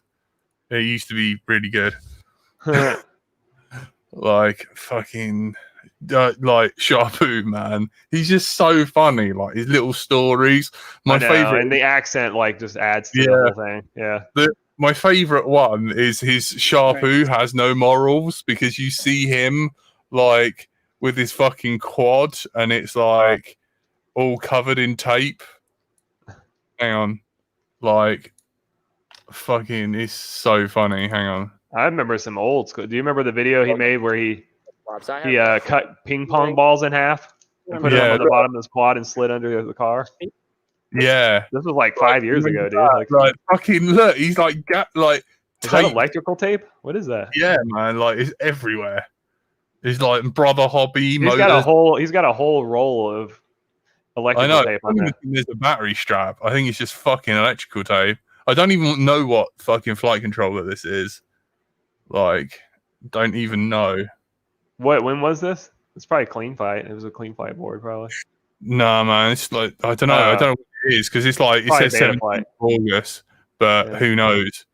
But like they fucking buy a pole, and he's like, let's fucking return it afterwards. And like Sharpoo's got no morals. You know, it's just so funny. Like, that's funny. This must be really old. This like he hasn't been in too many episodes. I think people are gonna think I'm serious about this. Drew, how about we do this? How about we bring it back and we tell them exactly what we did with it? I would feel okay about that. And they will cool. They will be cool. Like, yeah, he's just like, yeah. That's he's fine. like, no, let's not do that, because then they won't take it back. Yeah, I like it. That is so funny, man. Like, fucking, I love Sharpoo, man. I've got an email from him being like, yeah, I'll do the show, man, but it's like weird hours and stuff. And yeah, he's a super busy guy. Like, he just won't do it, man. No, he's bringing up. What's up? He's bringing up the fact that I birthed Ladrib. That's been brought to my attention so many times. Yeah, like Ladrib rose to fame like when he won my remember, like I did my very first like contest, and Ladrib won it. Oh, he exploded after that. Yeah. So now I'm forever blamed as like birthing him from my quad vagina, basically. Oh, mate, what the fuck, dude? Like, yeah, you've gone down in my. No, I'm joking. Skitzo gave Ladrib his quad, and from then he became present. Yeah, that's it. I love the broken English a little bit. That's hilarious. The way he explains it. Yeah, this is what you're. And sorry, bro. Oh my god, so old. This has got to be a Mobius. This is a Mobius. This is before GoPro. No, I think it is a GoPro, man. No way. I don't know. That's Mobius, 100%. I can tell by the color. Oh my god, is this even acro mode? Yeah, I know. Like, it looks like it's like leveling. But keep in mind, this is like right at the like people did not know you could do any of this stuff. Did he just do a flip? Okay, maybe it's not. Yeah, this is like super, like people don't understand. Like that was mind blowing at the time. People did not know that this was possible. So funny. Everyone wanted to stay away from trees, but Sharpoo's like, fuck that, send it. Yeah. Where is the... I'm sure it's in this, the fucking... He's got like a level camera too or something at this point, because he's pushing down to go forward. It's funny. Yeah, man. Do you remember the... he ate it. Yeah, but seriously, this is like... Like the little fucking... This is cutting edge, man. Yeah, this is... threading the needle is what I like to call it. I know. Fuck, yeah, man. This was a hardcore for the time. Like that is like one of Sharpoo's fucking oldest. But yeah, he made a video where he took ping pong balls, cut them in half, and put them underneath his quad and slid around on the pavement with them. Like we're talking about, this was like 5 years ago. This is like pre-beta flight. Like it's funny. Like he was like even creative as shit back when we didn't know this shit was possible. And he would slide under his car. It was so funny. I was like, "What the fuck?" I'm looking for that, man. Yeah, that's really old, man. You're gonna have to dive back. Hang on, I've got it. You found it? Oh hell yeah! Yeah, man. Hang on. Right, hang on. I've got the 5.8 feed was horrendous, and also this was PPM. This was PPM. This was before S bus. Yeah, dude. He did this like 5 years ago. Like, who does that? Like nobody. This was mind blowing. You can see the ping pong balls hanging down. Yeah, like, and he's flying towards himself, with this hilarious. Like, I this know. is so like ballsy at the time. You don't What is understand. that, man, on the floor? Do you know what I Yeah. mean? Like, look So at that. ballsy. Look at that fucking nugget. Yeah. Look at that fucking. Oh man, I need to go through old pictures and footage, man, because like I've got some fucking crazy stories to tell. That's funny. You should. I Like, remember this video, man, very well. This blew my mind too. This is before racing, right? Like this. That was like the look at like drone racing right there. Like that's what that was. He's like, here's a hole, I'm going for it. You had to really predict and like aim. It's like aiming Yeah, a sniper right. rifle. Like you had to literally. yeah. Do you remember like People don't realize when you see this, you're just like, okay, yeah, we do this all the time, but you don't understand. Do you remember like Chad Nowak being like fucking like, you know, he was just like, imagine he was talking about, well, it was one of the original LDO like legacy ones. He goes, these fucking gimbals feel like, you know, before any of us knew that we could tighten them, he goes, it feels like two sticks in a bucket of sand filled with water. And that's what it feels like. Why is he saying no Chad? Huh? No Chad. Technophobe saying no Chad. I don't know. So one of the things that blew me away about Chad the first time I ever flew with him is that he flew on the mode 2 or whatever. I think it's called mode 2, or do we fly mode 2? I always get that fucked up. You fly mode 2, he flies mode 1. Yeah, thank you. I always get that inverted every fucking time I try to talk about it. Anyway, but yeah, he flies mode 1 and it just blew me away. I was like, what do you mean you do throttle on the right thumb? Like, are you fucking kidding me right now? Yeah. Super bizarre. So the first fucking, like, do you remember this? This is the first Sharpie video I ever saw. This is an epic video. Yeah. Yeah, just us, like, Jesus Christ, man. Like, what the hell? No air mode. Do you know what I mean? Nearly kills. You want to know where I got my epic? If you want to look up Midwest Mike, we'll drop some names. Do you remember Midwest Mike? No. He was around this era as well. And he did a video with the QAV 400. Yeah, that's mind blowing. He was doing yaw flips before we even knew when we were in diapers. Yeah, like none of knew what this was. This was just Midwest Mike. He did a video called "Rollin'" with the QAV 400, and that's where he. I mean, it's on YouTube if you want to look him up. That's where I got that song from too. I actually attributed it to him. Oh man. Yeah, this is like he's like ripping too at this time. This is fast. So what am I? He's flying a 6-inch quad right here. I bet you money he's flying a 6-inch. This was severe speed for that time. What Midwest Mike? Midwest Mike, and the video was called "Rollin'" without a G on the end. It was like a QAV 400.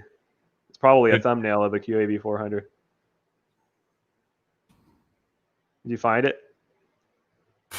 No. Really? Yeah. Let me see. I'll find it and link it to you. Right, hang on. That gives you an idea. Look, Midwest Mike, FPV, nothing.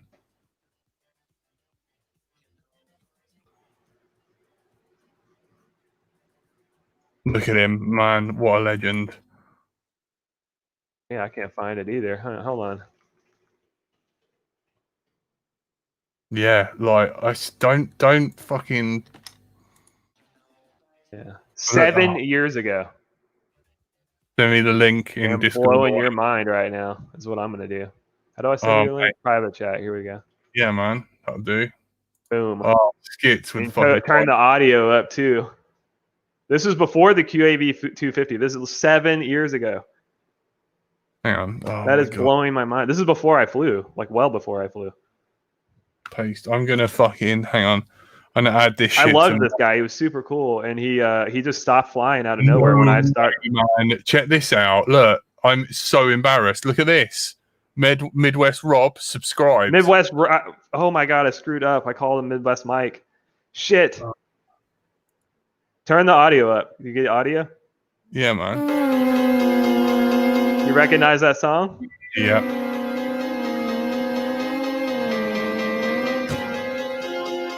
This is so old, dude. I remember watching this at my break, and I was like, oh my god. Hang on. You're going to watch this shit. He's going to do a roll at some point. This is where I got the song from. No way. You keep in mind, he's flying around like an $800 rig here. Like these things explode if you crash. Yeah. They explode. Like they were not built like they are now. And he's like going through these holes. Here's a flip. Super old. Like this is like, that was mind blowing at the time. Yeah, and this inspired. This is the video that literally. This is before I knew about Sharpoo even. This is the video that I saw. This is what inspired you. This is what started it, the whole thing. This is what made me order my quad.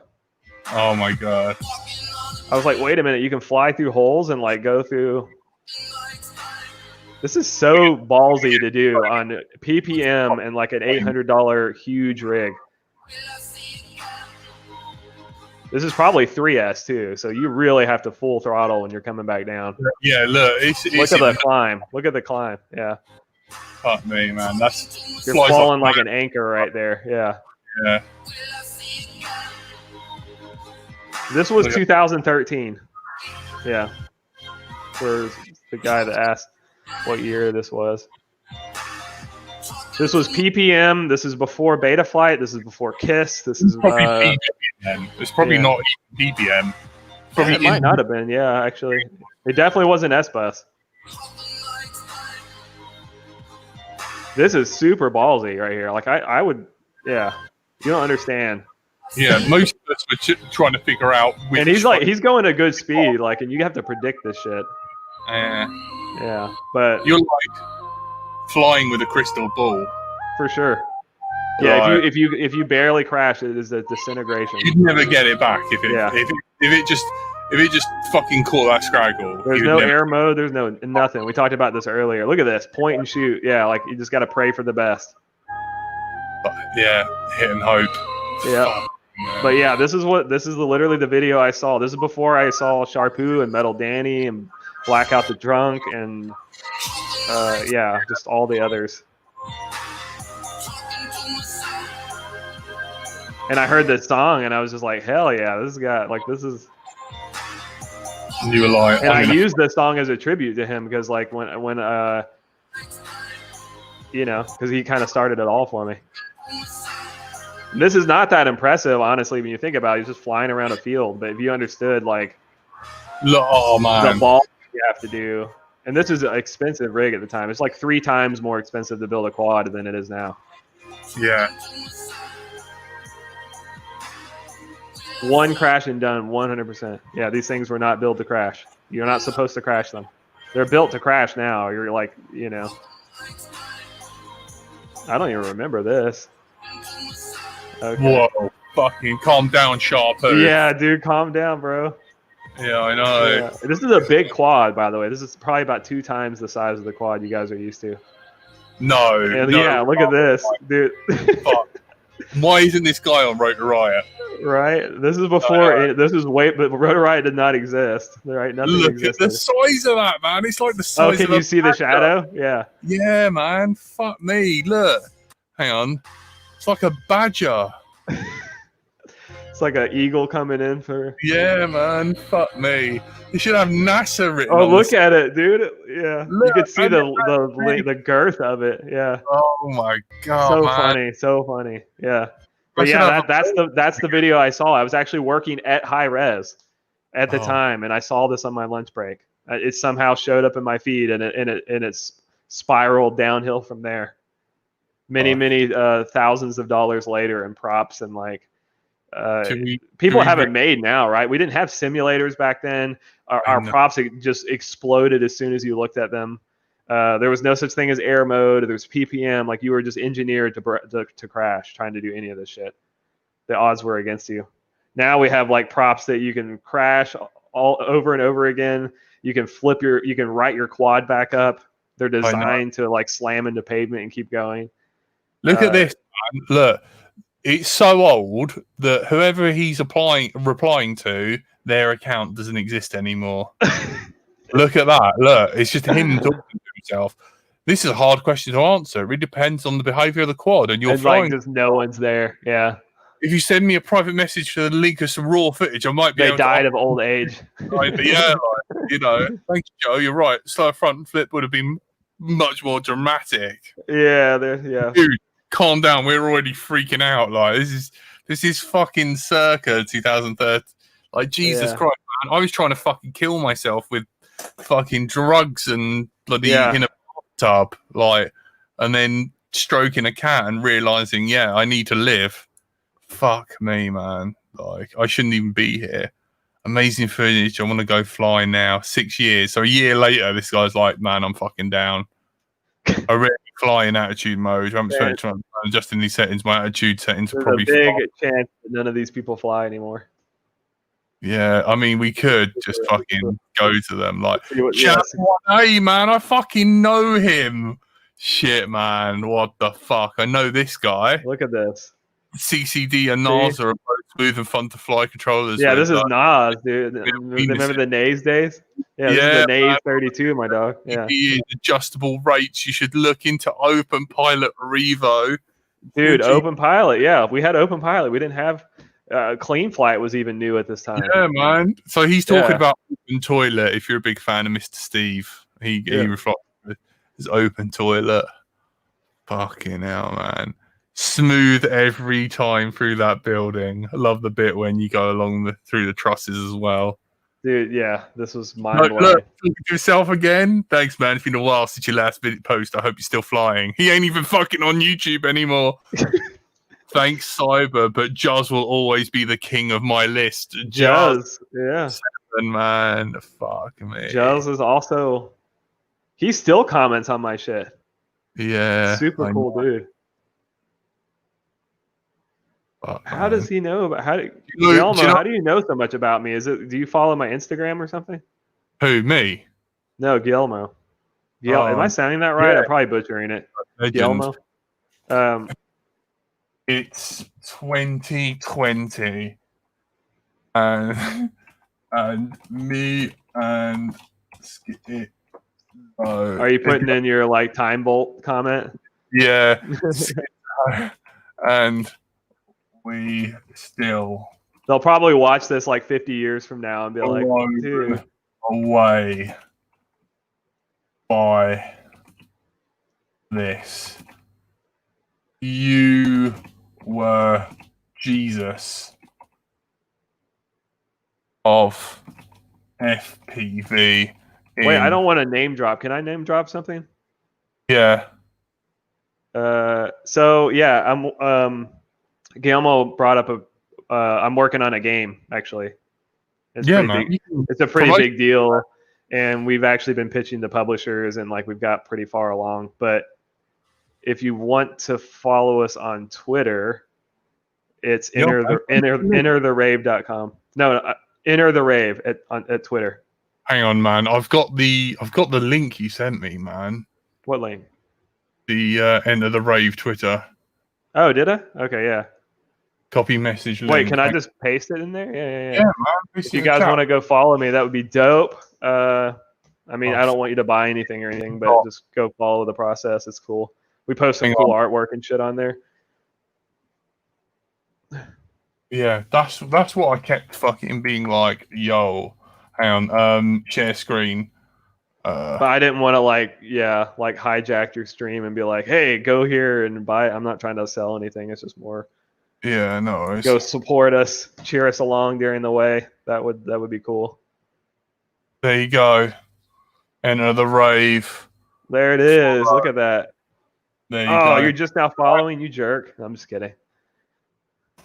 There you go. Enter the rave. Thanks, man. Yeah.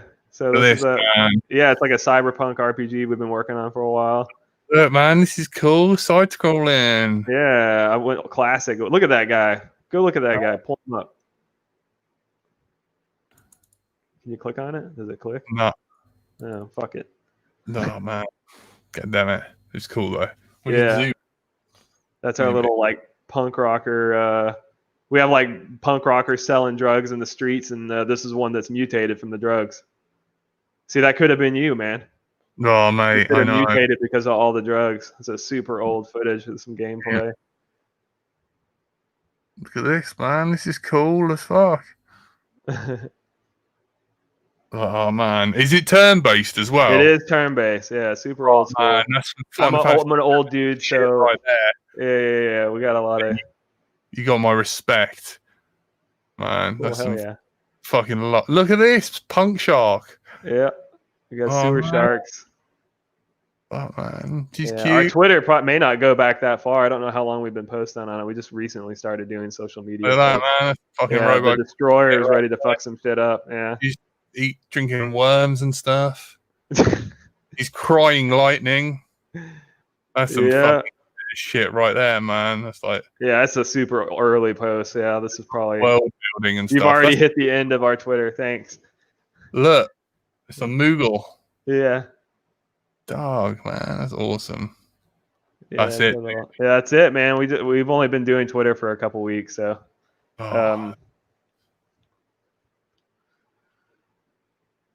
He's like, don't do Twitter. I don't really know what else to do. We have like a Discord and a Twitter. We're about to have a Steam page. I don't really know what else to do. Like Instagram's not a good place to advertise games. Facebook we have, but that's also not really a good platform for games. So I don't know. We just did Twitter. Oh, did you read the fucking description of this video? Oh man, right. So, same video with raw onboard sound, link to PID settings for flight, forums, open pilot. Oh, you mean I thought you meant our video right now. I was Carbon fiber light, landing gear, open pilot, CC3D, motors. Oh hell yeah, I got some open pilot. 2016. Which 100. later turned into like Libra pilot or something, right? Yeah, Libra, man. Yeah, that's some old school shit. It's like it's cool to look and see. If you look at this, like it's cool to see how far the hobby has come, though. It seems like it hasn't gone that far, but it really has. Yeah. Simon K, and we're like on fucking BL. Yeah, this is before BL Heli existed. Yeah. Custom 8x5 Grot Nabal nose by Get FPV. Sky Lipos 4S 3,300 milliamp. That thing's like a fucking house brick. 2.4 Aurora 9. So that's, oh my god, do you remember the Aurora 9? Fucking hell, man. Some voltage range video filter linear power supply. Sony TVL CC3D CCD wide range super had. So that's it probably was high latency too. Which one was it? So that's the board camera that you get of the cache machine for cameras. Straight off the 1 point security camera. Yeah, straight up. Man. Yeah, like 600 milliwatt with low pass filter. Oh my god, it's all about. I still rock a low pass filter. Yep. Oh my god, Jesus Christ! Fat shot dominators, no number. There were no others. And 7 LCD inch monitor. OSD Hobby King Easy OSD, not even Easy OSD. Look at that, man. Look, like weather. Look, fucking 85 winds 6 miles an hour. Look at that, Emperor Sun. Dude, he's giving you. Look at that. Everyone go fucking like that fucking comment on Midwest World. It's 2020. Me and Skitzo, we're still blown away by this. You were Jesus of FPV in 2013. This was the beginning of it. That was the beginning. That was probably the only thing that could actually carry a GoPro at the time. It wasn't that GoPros didn't exist. You just couldn't carry them around on 3S and shit. They were expensive, man. I remember importing an Alien, buying those expensive ass motors. Shit, just thinking like you guys imported the Aliens too then. Everything was like, it was like 23 quid a corner for a motor. Oh yeah. Like the fucking ESCs are like 20 quid each. I remember just thinking like, fuck me, like, you know, I've got like this quad. As soon as I put a GoPro on it, it's like £1,000. Yep. It's like, fuck, man. So you didn't want to crash it either, like that kind of thing. Like, fuck. Yeah. Fuck me, man. People have it easy now, man. I know, like that's probably the biggest thing, right? Like our tech has come a long way, but I think it's just so much more accessible and cheaper now. Yeah. So I think this was my this is where, like, you know, Schizo was like, yo, like, dude. Wait, what music is that? I don't know, man. It's yours. Dude, I'm freaking ripping here. Holy shit. No, I was just like, oh my god, this guy's. Is this the video that you saw where you're like, oh hell yeah?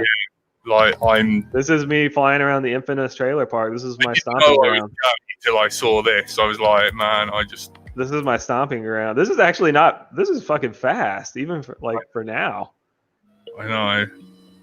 I was just like, man, mate, I'm literally questioning my sexuality. Yeah, dude, I am freaking ripping it. I'm actually I don't even remember this video. This is before I had a logo or anything. Look at that. I just put down Schizo on the bottom so people couldn't steal it and put it on the interwebs. That's so funny. Dude, I am fucking ripping it. Holy shit. It was actually balling. I don't fly anywhere near this kind of speed now. Yeah. Like, it was just fast and then flowy. Yeah. You know, I get just like, you don't have this. I don't have this kind of energy anymore. Yeah. I guess I'm a lot more old There's now. no sort of like hunt, you know, it's flow with like very little hunting. This is where I was probably still trying to hunt down my style though, right? Like, because I always saw steel fly really fast like this, so I felt like I needed to do that. But at heart, I always wanted to do more gracious, like floaty stuff. Yeah.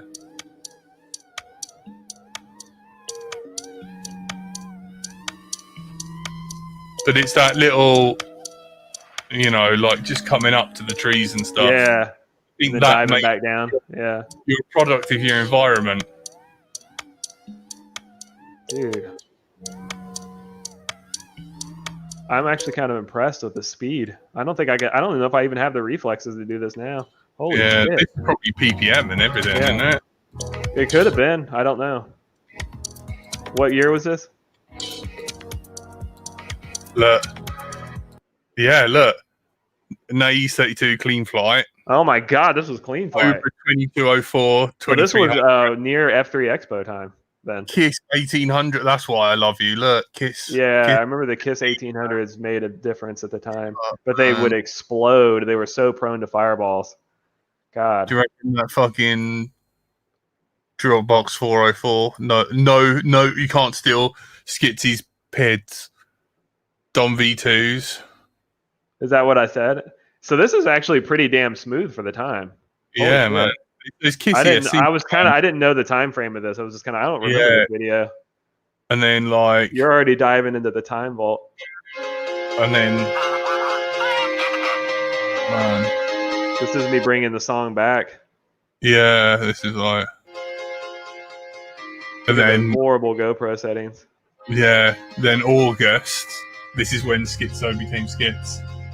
Yeah, this is when I started to find my style, I think. So I'm still kind of flying fast, as you can see. Like, I thought that was just what you were supposed to do, right? Like, around proximity. Everyone wanted to see you fly proximity fast. Metal Danny was doing it at this time. Remember how you would just fucking tear it through those trees out there? And I thought that that's what people wanted to see. Yeah. It does not fit the song at all. But, you know, hey. Dude, this is like ripping it. I think this was PPM. Yeah. This is horrifying, by the way, on PPM. Let me just tell you that. And to try to throw a roll in there was just horrifying. It's like you had to do it.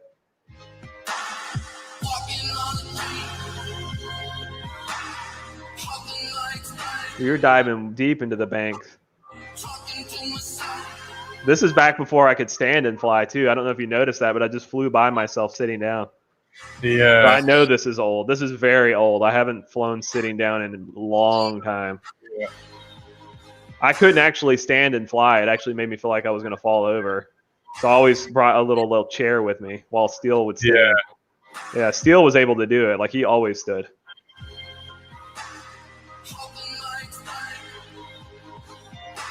There I am. Did you see me? Yeah. Dude, I'm ripping it, though. Holy shit. That's kind of...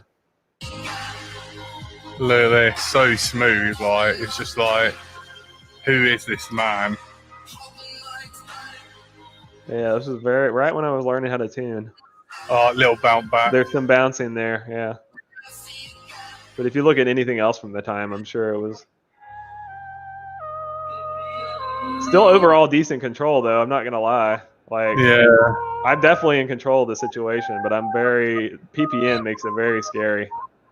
Do you still? I'm having to do these inputs before I get to the trees. Yeah. So like, but flying over water and everything. Yeah, man. that was super risky too. I was like, I've never flown over. That was me. I still haven't really had much experience over water.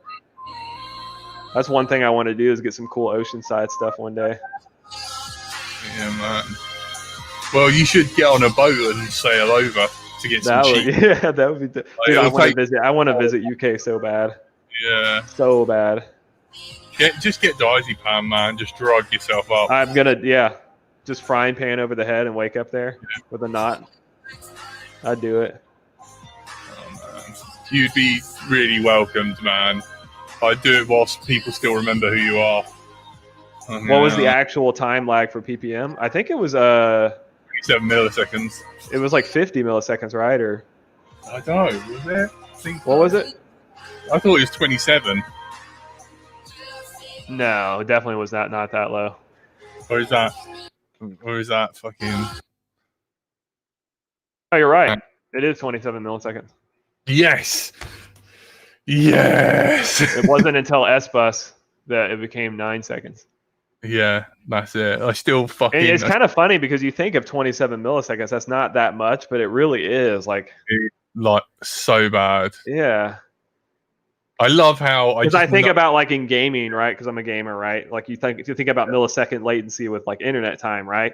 9 milliseconds versus 27 milliseconds if you're playing like a first-person shooter is not going to make much of a difference. But when you're fucking flying through trees in real life, yeah, that shit fucking matters. Yeah, shit's happening at like 0 fucking milliseconds, and you're trying to control it with.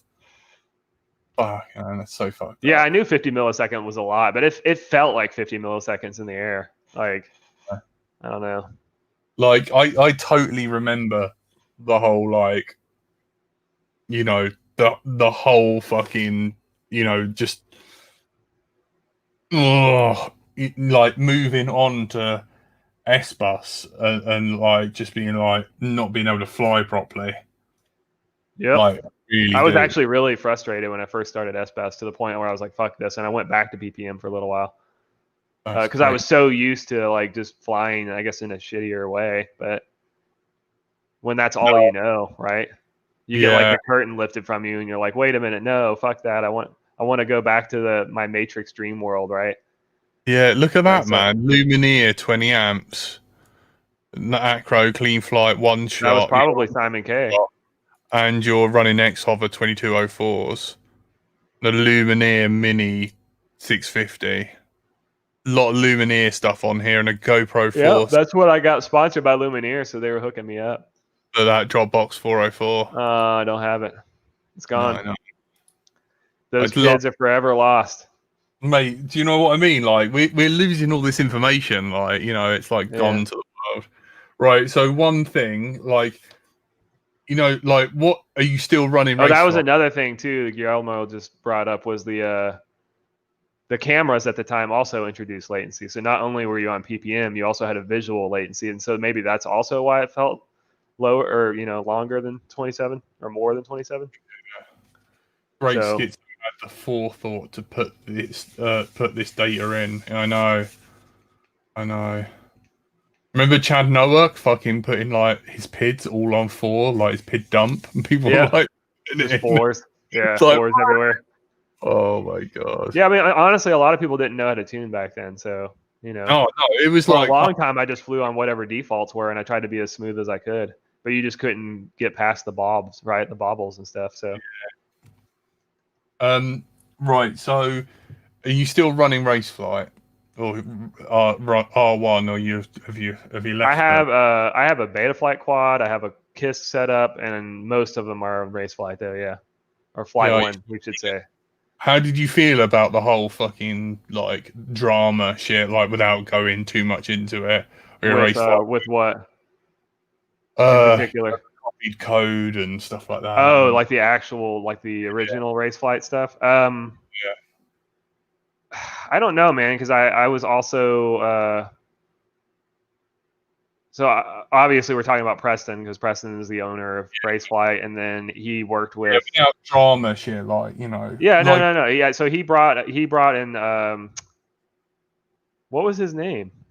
Oh, I can't remember. I honestly He actually can't. worked on Betaflight. He did some like air. Yeah. Anyway, God, I already forgot his name. I feel bad, but anyway, so he brought in him, and they basically worked on Raceflight together, and they had some kind of falling out, I guess, like financial issues and so on. So there's like so many dimensions of like this story, but I'm just kind of really just because maybe some of these people have never heard of Raceflight or don't fly it or whatever. But so that's basically the gist, is that he brought in someone, they basically both worked on this project together, and then he separated and went his own way to form Flight One. And there's theories that he used some of the code, but from what they worked on together. But I can contest that it actually was all brand new stuff. But I'm sure he might have looked at it and referenced it and stuff. But so, but yeah, there's a lot of stuff there. But I guess it, I don't know. It all seemed to work out. Like I actually like their new stuff is really good. I haven't flown the new flight controller yet, but they worked on the new product is Falco. And it's super awesome. Like I literally just throw it on defaults and never fuck with tuning anymore. Wow. So yeah, I was going to say I do tune it a little bit. I do play with filters and stuff because filters are going to change across every quad just because of the the frequencies and stuff of motors and props and all that stuff. But honestly, like the defaults fly better than anything you're going to probably experience. So anyway. Like not to get too much into the drama. I don't know if there's specifics. If you want to actually ask me a question in specific. No, it's just like how did you feel? Like was it just like it was a very weird time for me because honestly, like I was working a lot with Lumineer, and then I kind of joined ranks with Preston, and kind of put all my heart and soul into him, and then all of this legal shit came out, and I was like, "Fuck, did I make a bad decision?" So I mean, it worked out for him. He's still like doing stuff. I don't. We aren't really actively working on anything together, but I mean, I don't have any animosity or anything negative to say.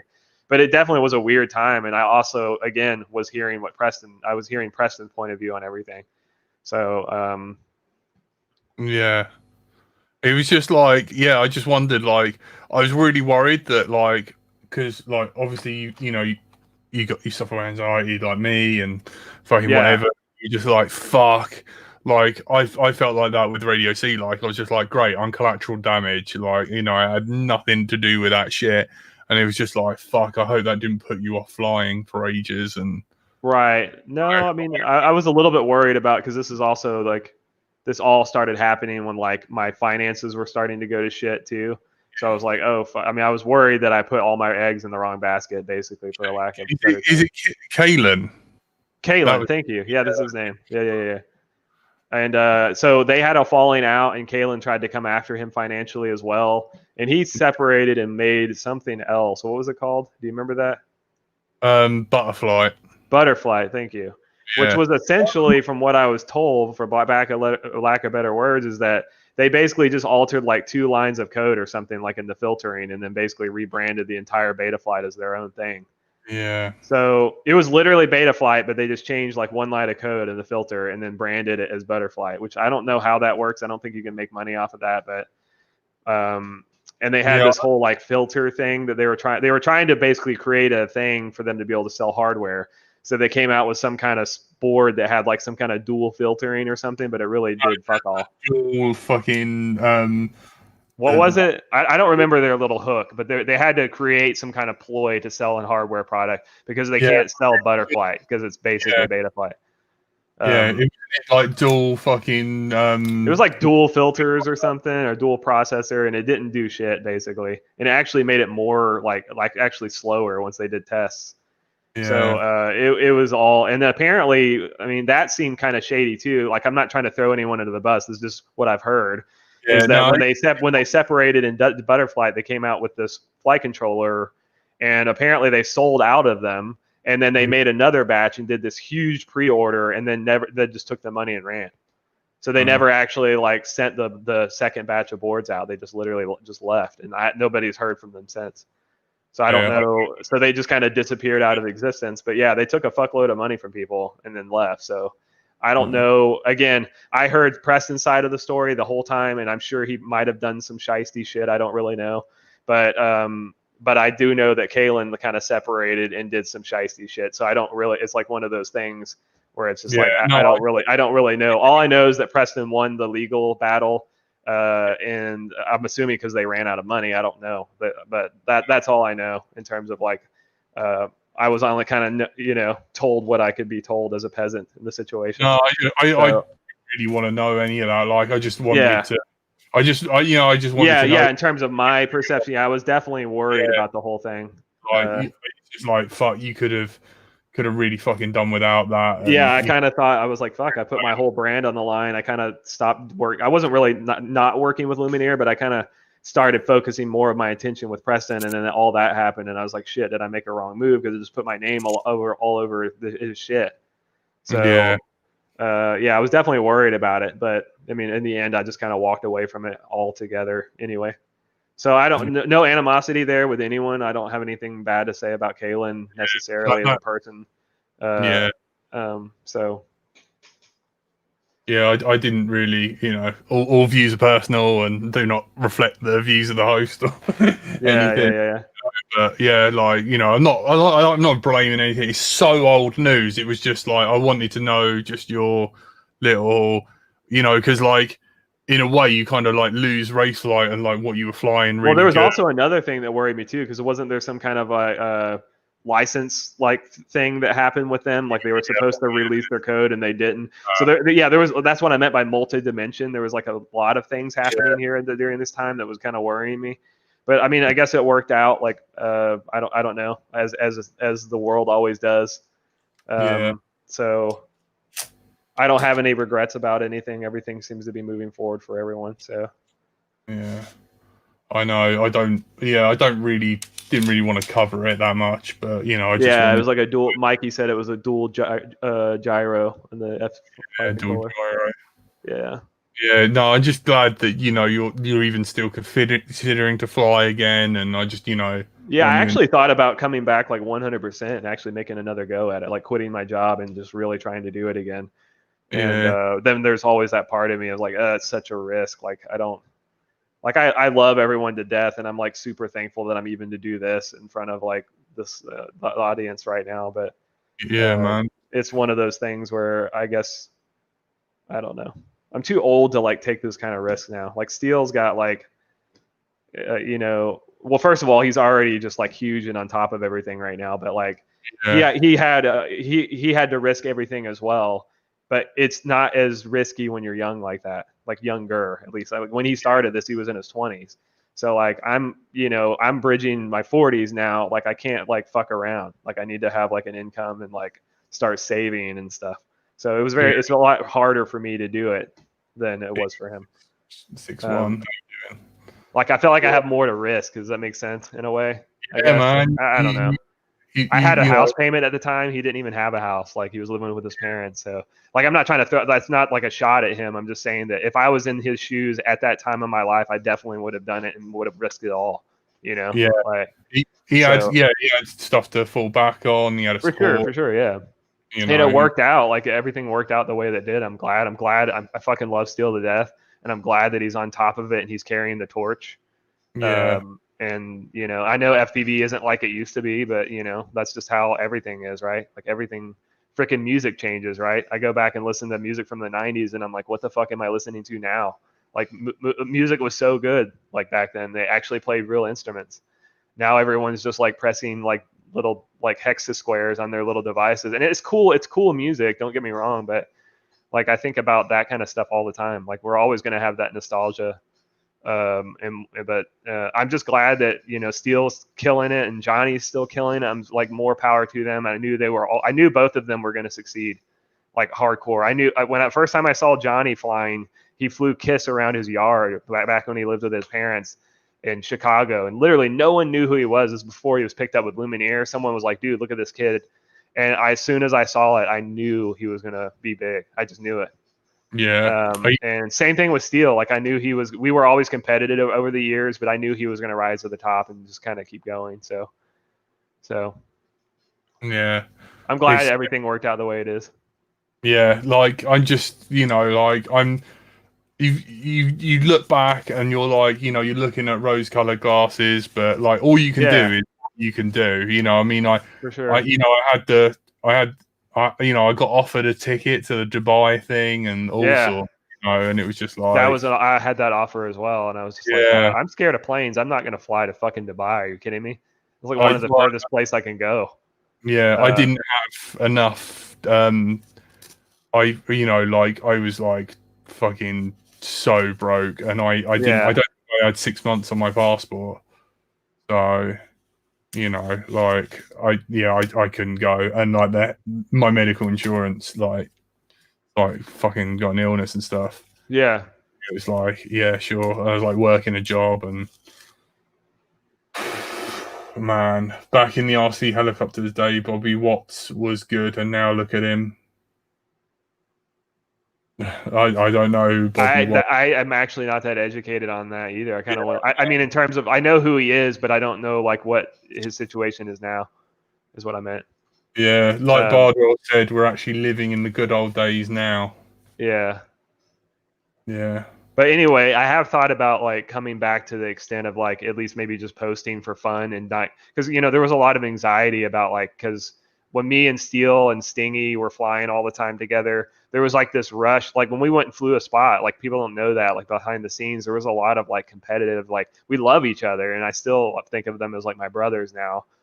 But like at the time, like we were trying to rise to the top and make money off of this thing. And we were trying to compete with each other. I'd see Steele do this dive or Sting would go through this hole. And I'd feel like I'd have to raise the stakes and try something even more ballsy. And then it would also be like a race to who could get their shit online first. Right. Because we were trying to like get subscribers and try to get more. I wanted to get more subscribers than Steele. Steele wanted to get more subscribers than me. It was like it was competitive and stressful, but also fun in a way. It was a fun kind of stressful and pushing. Yeah.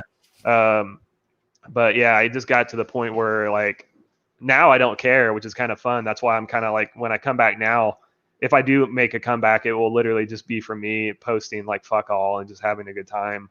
And hopefully that will show right. Like it's just me out there having a good time, hanging out with boys and not caring if you want to watch it or not caring if I had a little bobble. Because I would make like I would come home at like we're talking about like a week of flying and going road trips and flying, making all this epic footage, and I would stitch it all together and have this epic edit, and I would have like one little bounce back in this one move, and I'd be like fuck the whole thing, and I would just throw it in the trash. Yeah. And so there was a lot of those kind of moments that happened, and now I'm just not going to give a fuck. Just post it. Like who cares? I mean, the fact is, you've got behind the scenes like F3 Expo that like none of us. Yeah, I mean, I can't. I used to edit on the old MacBook, and like now I come to MacBook. Like just can't face it. Can't bring myself to like learn that shit. But what you were the one first to do the live streams like this one.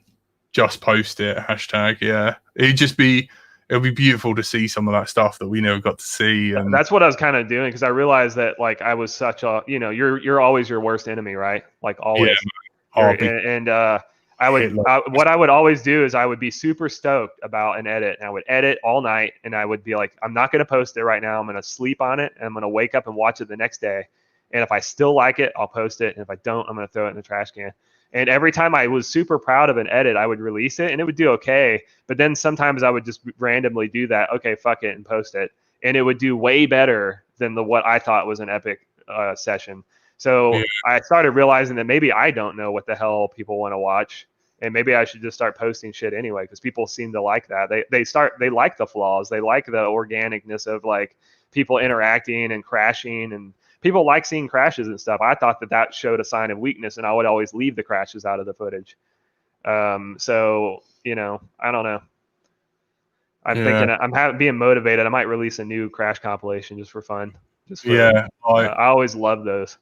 Yeah, oh man, same here. Like, I mean, like I remember the biggest kick of the balls is like, do you remember like Christmas? Like you'd literally get to the end of the year and like you'd be at Christmas chilling, and then you'd be trying to edit the year's FPV from that whole year's footage.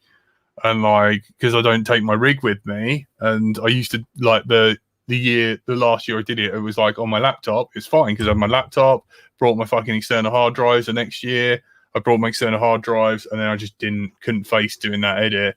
It was like, there's a lot of like, you're sat quiet trying to focus on this footage, and you know you're doing it, and like beating yourself up about it. And yeah, I stopped uploading footage. Oh, I've gone through several. I mean, you if you look at the history of my YouTube channel, like I would do that where I would post it. I would just go MIA many times because I was just stressing myself the fuck out because I didn't want to upload like shit. I wanted to upload like quality stuff, and I never felt like my shit was quality.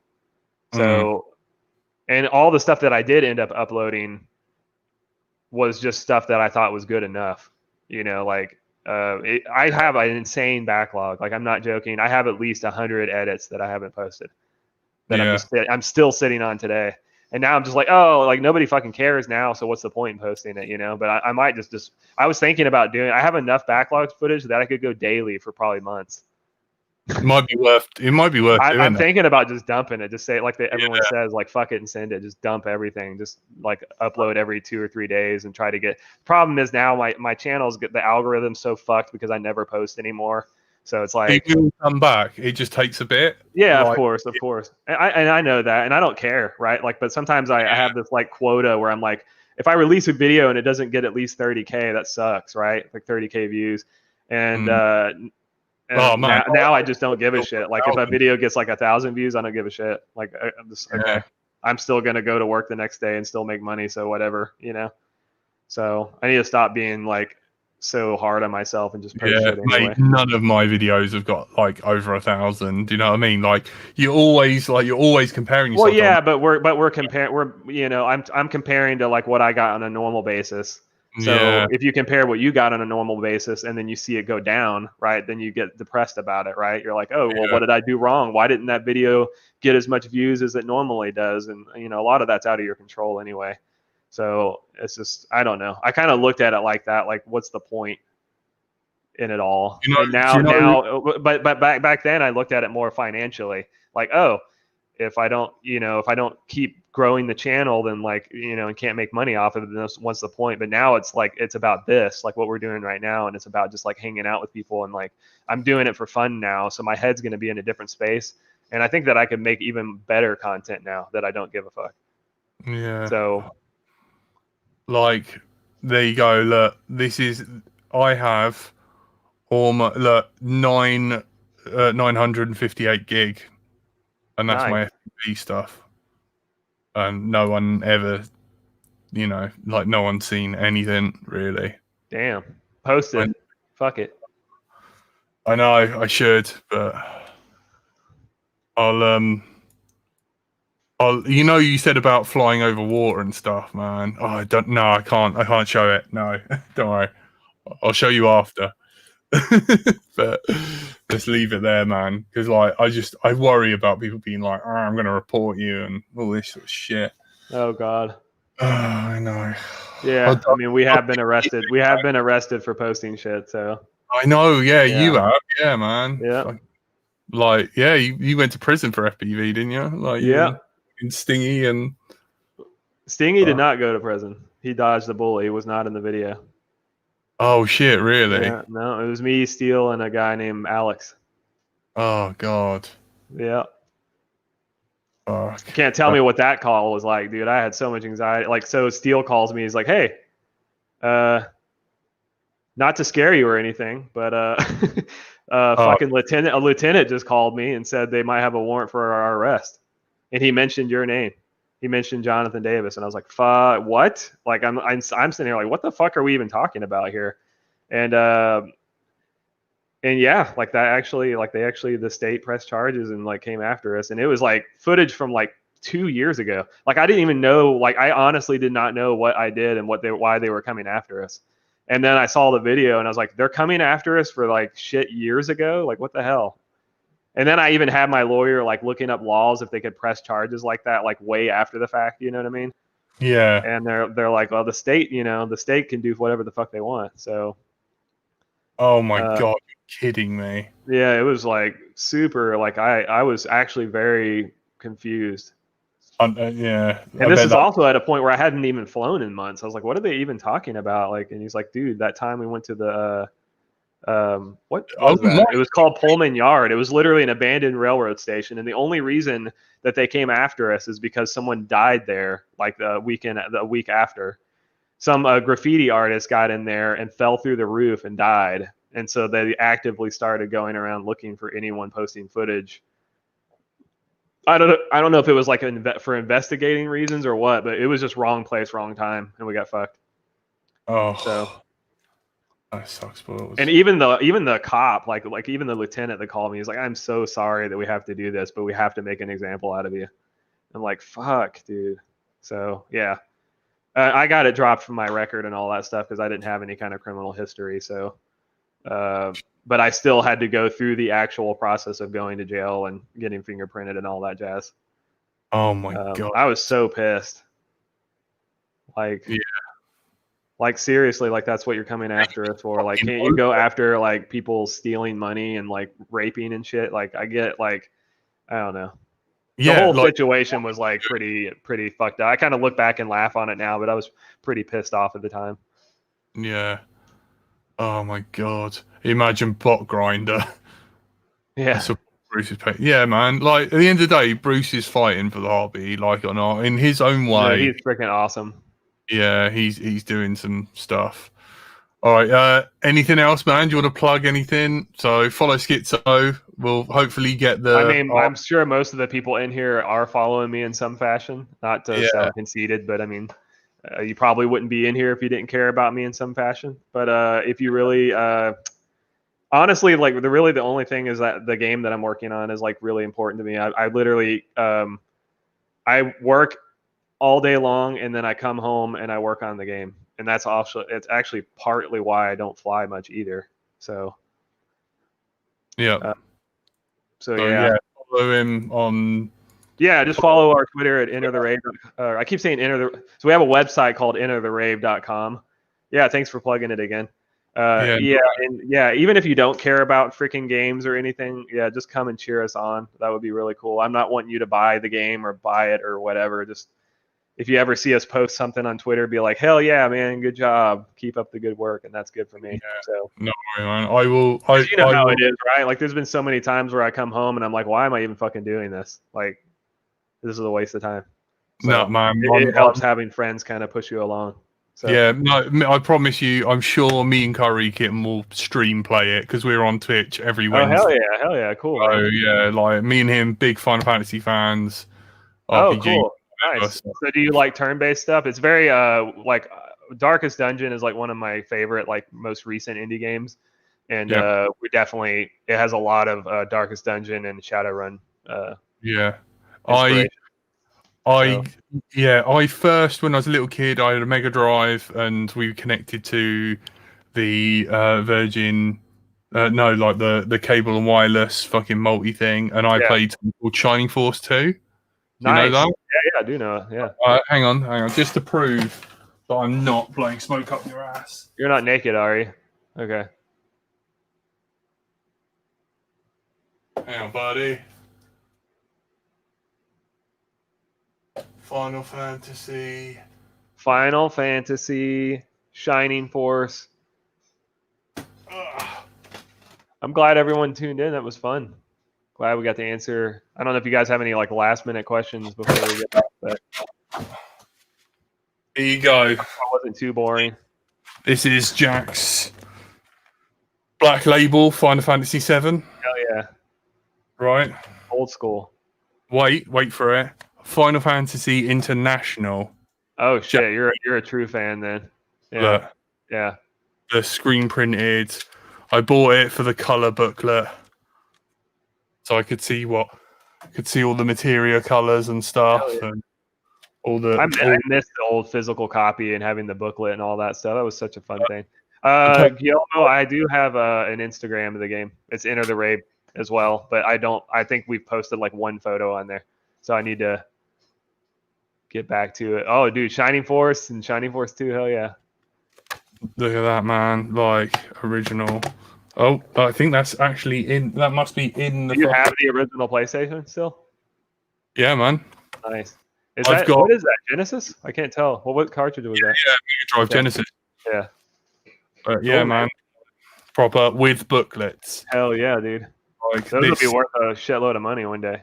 Yeah, man. With the Sega stickers. Yeah. Sega. Remember the commercials? Sega. Oh yeah. It's a good era, man. Yes, hang on. Skits.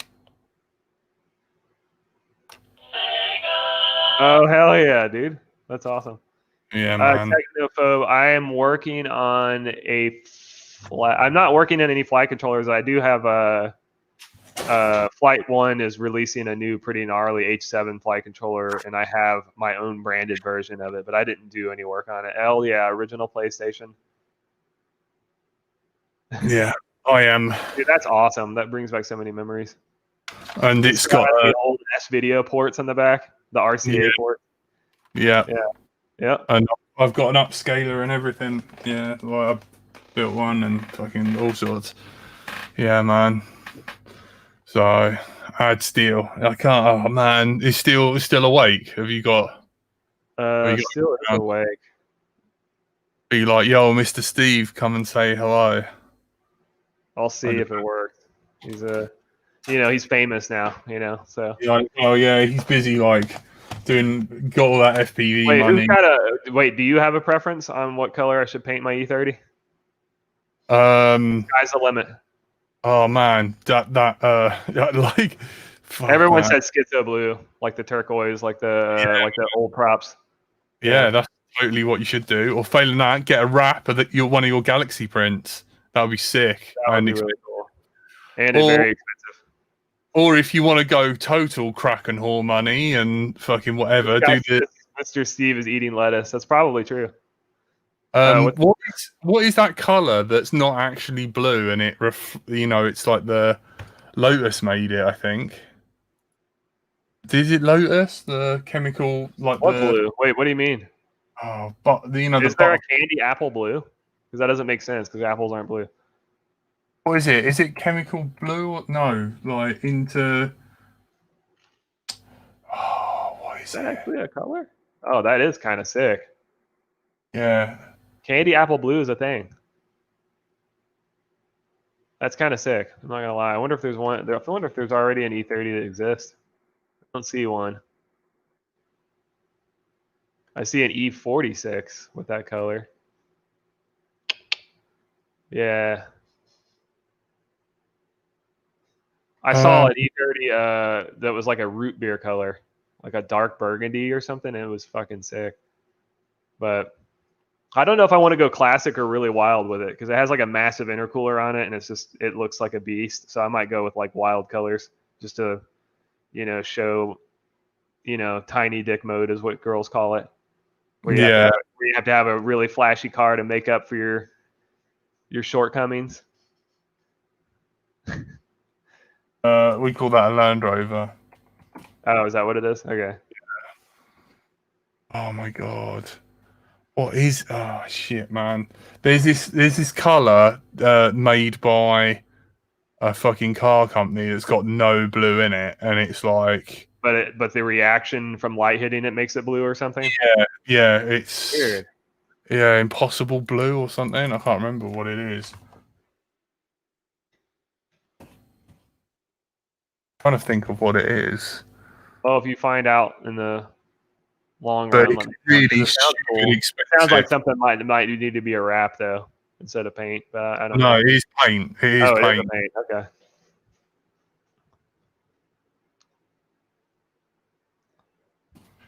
I also kind of want to do because there's I have the Euro chrome bumpers and all this stuff on the front, so I kind of want to do like a cherry red, like a dark red, just to get that classic kind of like chrome with cherry. Yeah, it's just a good combo, like no matter what. But I don't know, man. Oh, Lexus structural blue. That's what it is. What is it? Structural blue. Structural blue? Yeah, structural blue. Lexus structural blue. Oh, so Lexus made it? Oh, it's Yeah. very candy apple blue looking. Yeah. It hasn't If got any you blue. Google candy apple blue, it's very similar to this, unless my Huh? fucking monitors. It is really pretty though. It's a really pretty color. You can't go wrong with a blue, in my opinion. Yeah, man. But yeah, that structural blue. You know, like the iridescence of those butterflies. Yeah. Thing. You know that like that's what it is. It's not actually. It's probably one of those paints because this is something I've been noticing as I've been like dealing with what the color to paint is. Photos don't do the justice. I can tell that this car probably looks way cooler in person than a photo can make it look. Because you know you're basing it on the camera settings, your monitor settings. There's so many like factors. Yeah. So Maybe you should paint it like interference camouflage. You know, all those crazy fucking. no, I'm not going to do that. Oh man, we'll just leave it. I don't know, man. But yeah, I mean, if it's you, Cool, man. Schizo Blue or Schizo Blue, take in a prop and be like, can you color match that? Can you make a color like this and like show them the old HQ? Yeah, man, do that. Have you still got any of those left? I have a box of them downstairs. Surprisingly, I was gonna do maybe a giveaway with them just for fun. Can you send me some, please? Yeah. Pay for the shipping. Hell But yeah. are you definitely up for signing some props and that? And I'll send you some stickers. Yeah, man. Fuck Send me. All right. Anything else you want to cover? We'll leave it there. Not unless anyone if anyone wants to do a few questions before we go, but I think that's about All right, it. we'll do 5 minutes of questions, man. Thank you so much. Promise me you'll do a review of your footage. I will do that. Maybe I'll plan like right now, like a day to do it. A little stream, and I'd like send me the hidden fucking like, upload the M3 Expo. Because the thing is, man, like in theory, we're all making history. Like that's what I'm proud about the original Let's Drone Out like legacy episodes, where like we've got in the moment like what it was like when Row Riot before it started. You can kind of go back and look at like the differences. Yeah, well, you can't look at it, you just hear about it. Of course. Like fucking, like having an hour-long conversation about like what the fuck is being a heli, like and trying to work out how to flash it onto stuff. What do you fly for a daily? You mean like what is my daily quad? I am flying the same quads, believe it or not, that I built like over a year ago. What? Yeah, I'm flying the the hydro dipped QAVR that I have now. I'm flying that with my original Flight One board and their ESC, and I'm flying the Runcam Eagle 2 Pro still, and I still have just generic S bus with the Futaba radio. I'm not doing any crossfire. I'm not doing any DJI. Even though I do want to play around with DJI because it is pretty cool, but I'm not a fan of the goggles. Like I just don't like, like it's not that I don't like the system. It's just I don't like those big old like I don't know. You know what I'm saying? It's like a big screen that you're looking at. Yeah. But I bet I could get used to it. So anyway, that's what I fly as a daily. I have like 3 of those that are still with bent motors and busted bearings, and they're all in various states. You need to hang out with Steele. He said all his good friends moved away. That is kind of true. I mean, like I didn't move away, but I work so much that you might as well tell me that.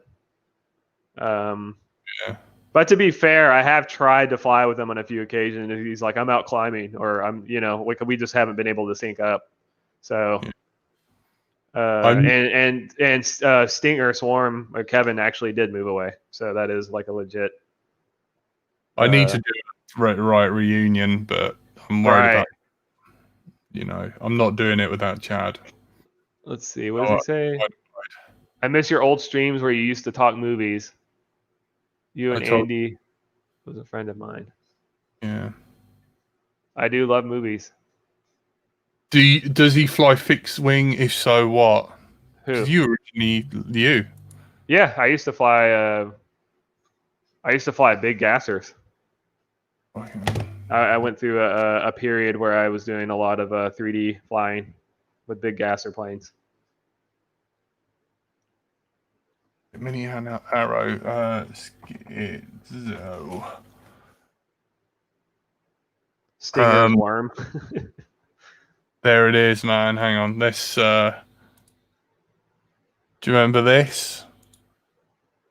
Look at this. Oh God, this is the arrow. Look at me. Look how awkward you stand. Bless you. I love you. Listen. Look at those arms, man. I know. I used to be kind of built a little bit back in the day. I don't know what happened. Choke me, daddy.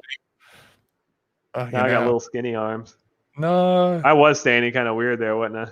I know. Really. Listen, you know what you don't have time to worry about what you look like in goggles. No. You were like, why aren't I sat down? There's Stingy. Oh, Stingy tossed you.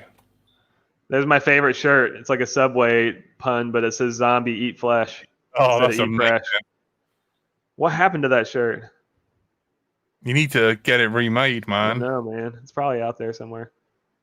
Look at that, man. We were so happy. We were just so we were so happy to just be together and build shit. Like, fuck, I would love to fucking. I bet like. This was really fun to shoot. They came down like in the middle, like there was not much preparation for this. My parents actually, so this was filmed in my parents' home that they just bought, but they hadn't moved in yet. So it was literally just an empty home. And I was like, yeah, let's just go over there because there's plenty of room to film and set up. Oh man, are you slinging a wing? Yeah, this was my first time slinging a wing. Those things were fun, dude. I know, I love FPV wings, man. Oh, this is where they're talking about me. They're like, yeah, I used to do that. You did this video called Dancing with Trees. Yeah, I was like, yeah, man. No, I bet fucking flight. It's actually kind of hard to film those damn things. I know. Yeah. This is his first time ever flying a wing. This is our first time ever really flying line of sight in general. I've done a little bit of line of sight quads at this time. I didn't get into fixed wing until after this. This is actually kind of what started that. So I went from these little like foamies to huge gas, like gas planes. Yeah. Oh man. I was like, well, how do you land it? And he was like, just crash it into the ground. It's just like, okay, I'll try to crash it as graciously as possible. Oh. Yeah. He was like, oh, hell yeah, I did it. I crashed it.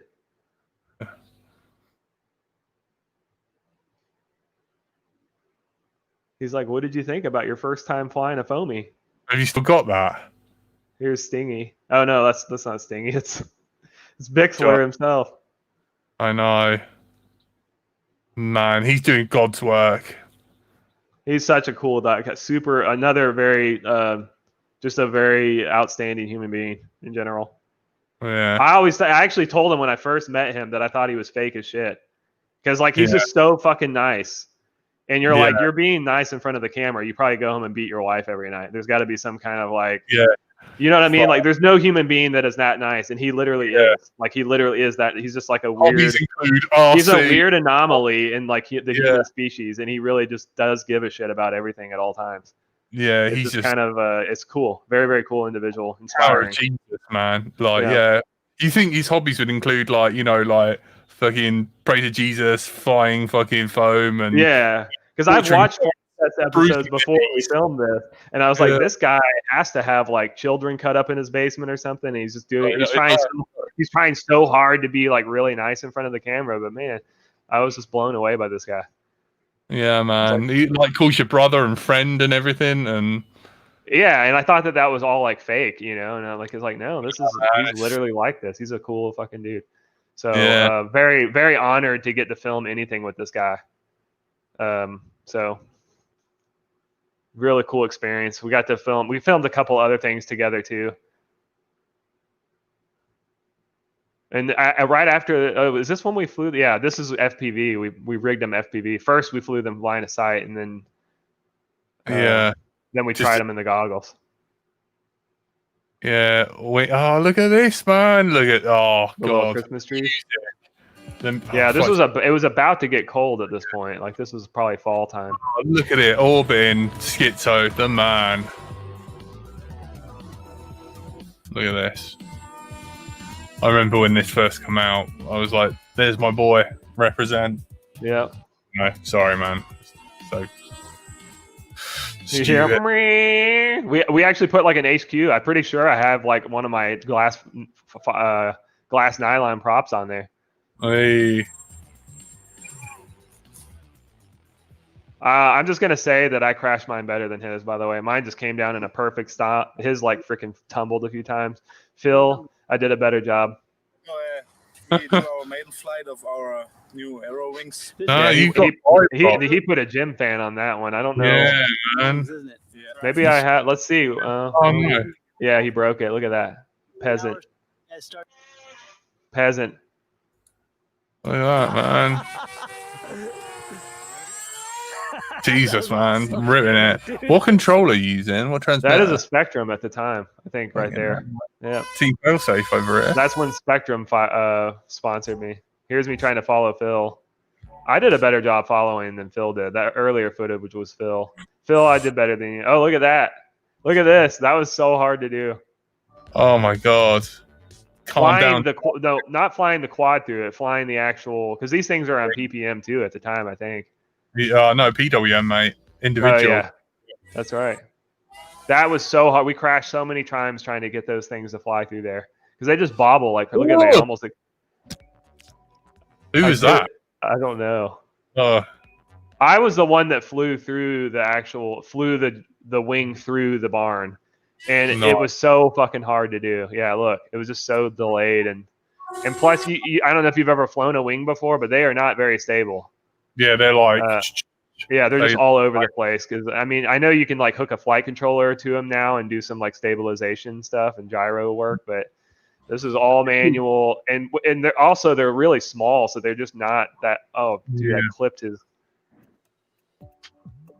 These two gentlemen truly. It's all about like the bigger the winglets. That was also weird, being in the goggles and trying to like fling it to launch, because you're looking through the FPV camera as you throw it, and it's very jarring. And you're hoping you don't just like spin it around and like slam into your face. Yeah, you got the torque as well, the motor. Yeah, that was the most awkward thing ever, is trying to like throw that and launch it and have your goggles on at the same time. I think it needs bigger winglets for sure.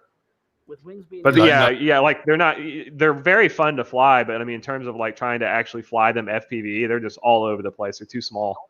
You need a serious wingspan or some kind of gyro stability. But put a rocket booster in that mini arrow. Don't do that. Exactly.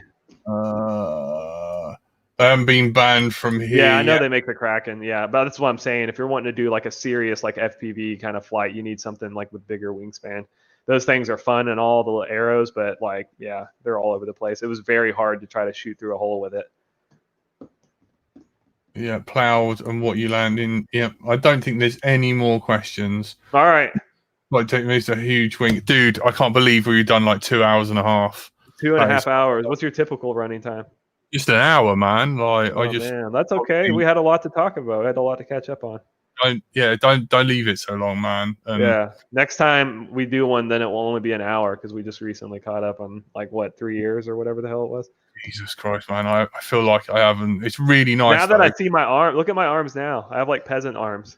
No, don't be silly, man. You can get it back. At least I'm like, I gotta go pump the iron again. Yeah. Yeah, man. Get on it. Right, don't forget Into the Rave. Dude, thanks for dropping my links in there. That's cool. No, even if you guys don't want to play it, I don't fucking care. Just come and cheer me on. Yeah. Come cheer me on from time to time. Love you guys. You've been joined by Skitzo. I've been Bright Till I Fly. I can go eat dinner now. I think my blood sugar is like tanking. I was supposed to eat before we started, and I was like, it'll only be an hour long. Oh, sorry. But I was having too much fun. It was worth it.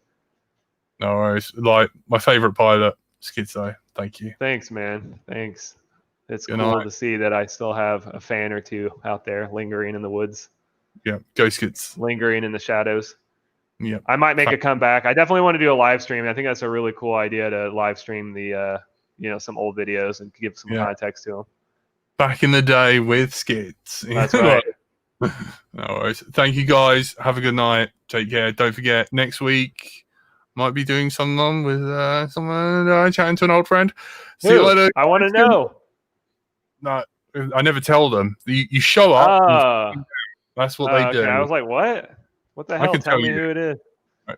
Bye. Later, Michael. Love you guys. Thanks for coming in.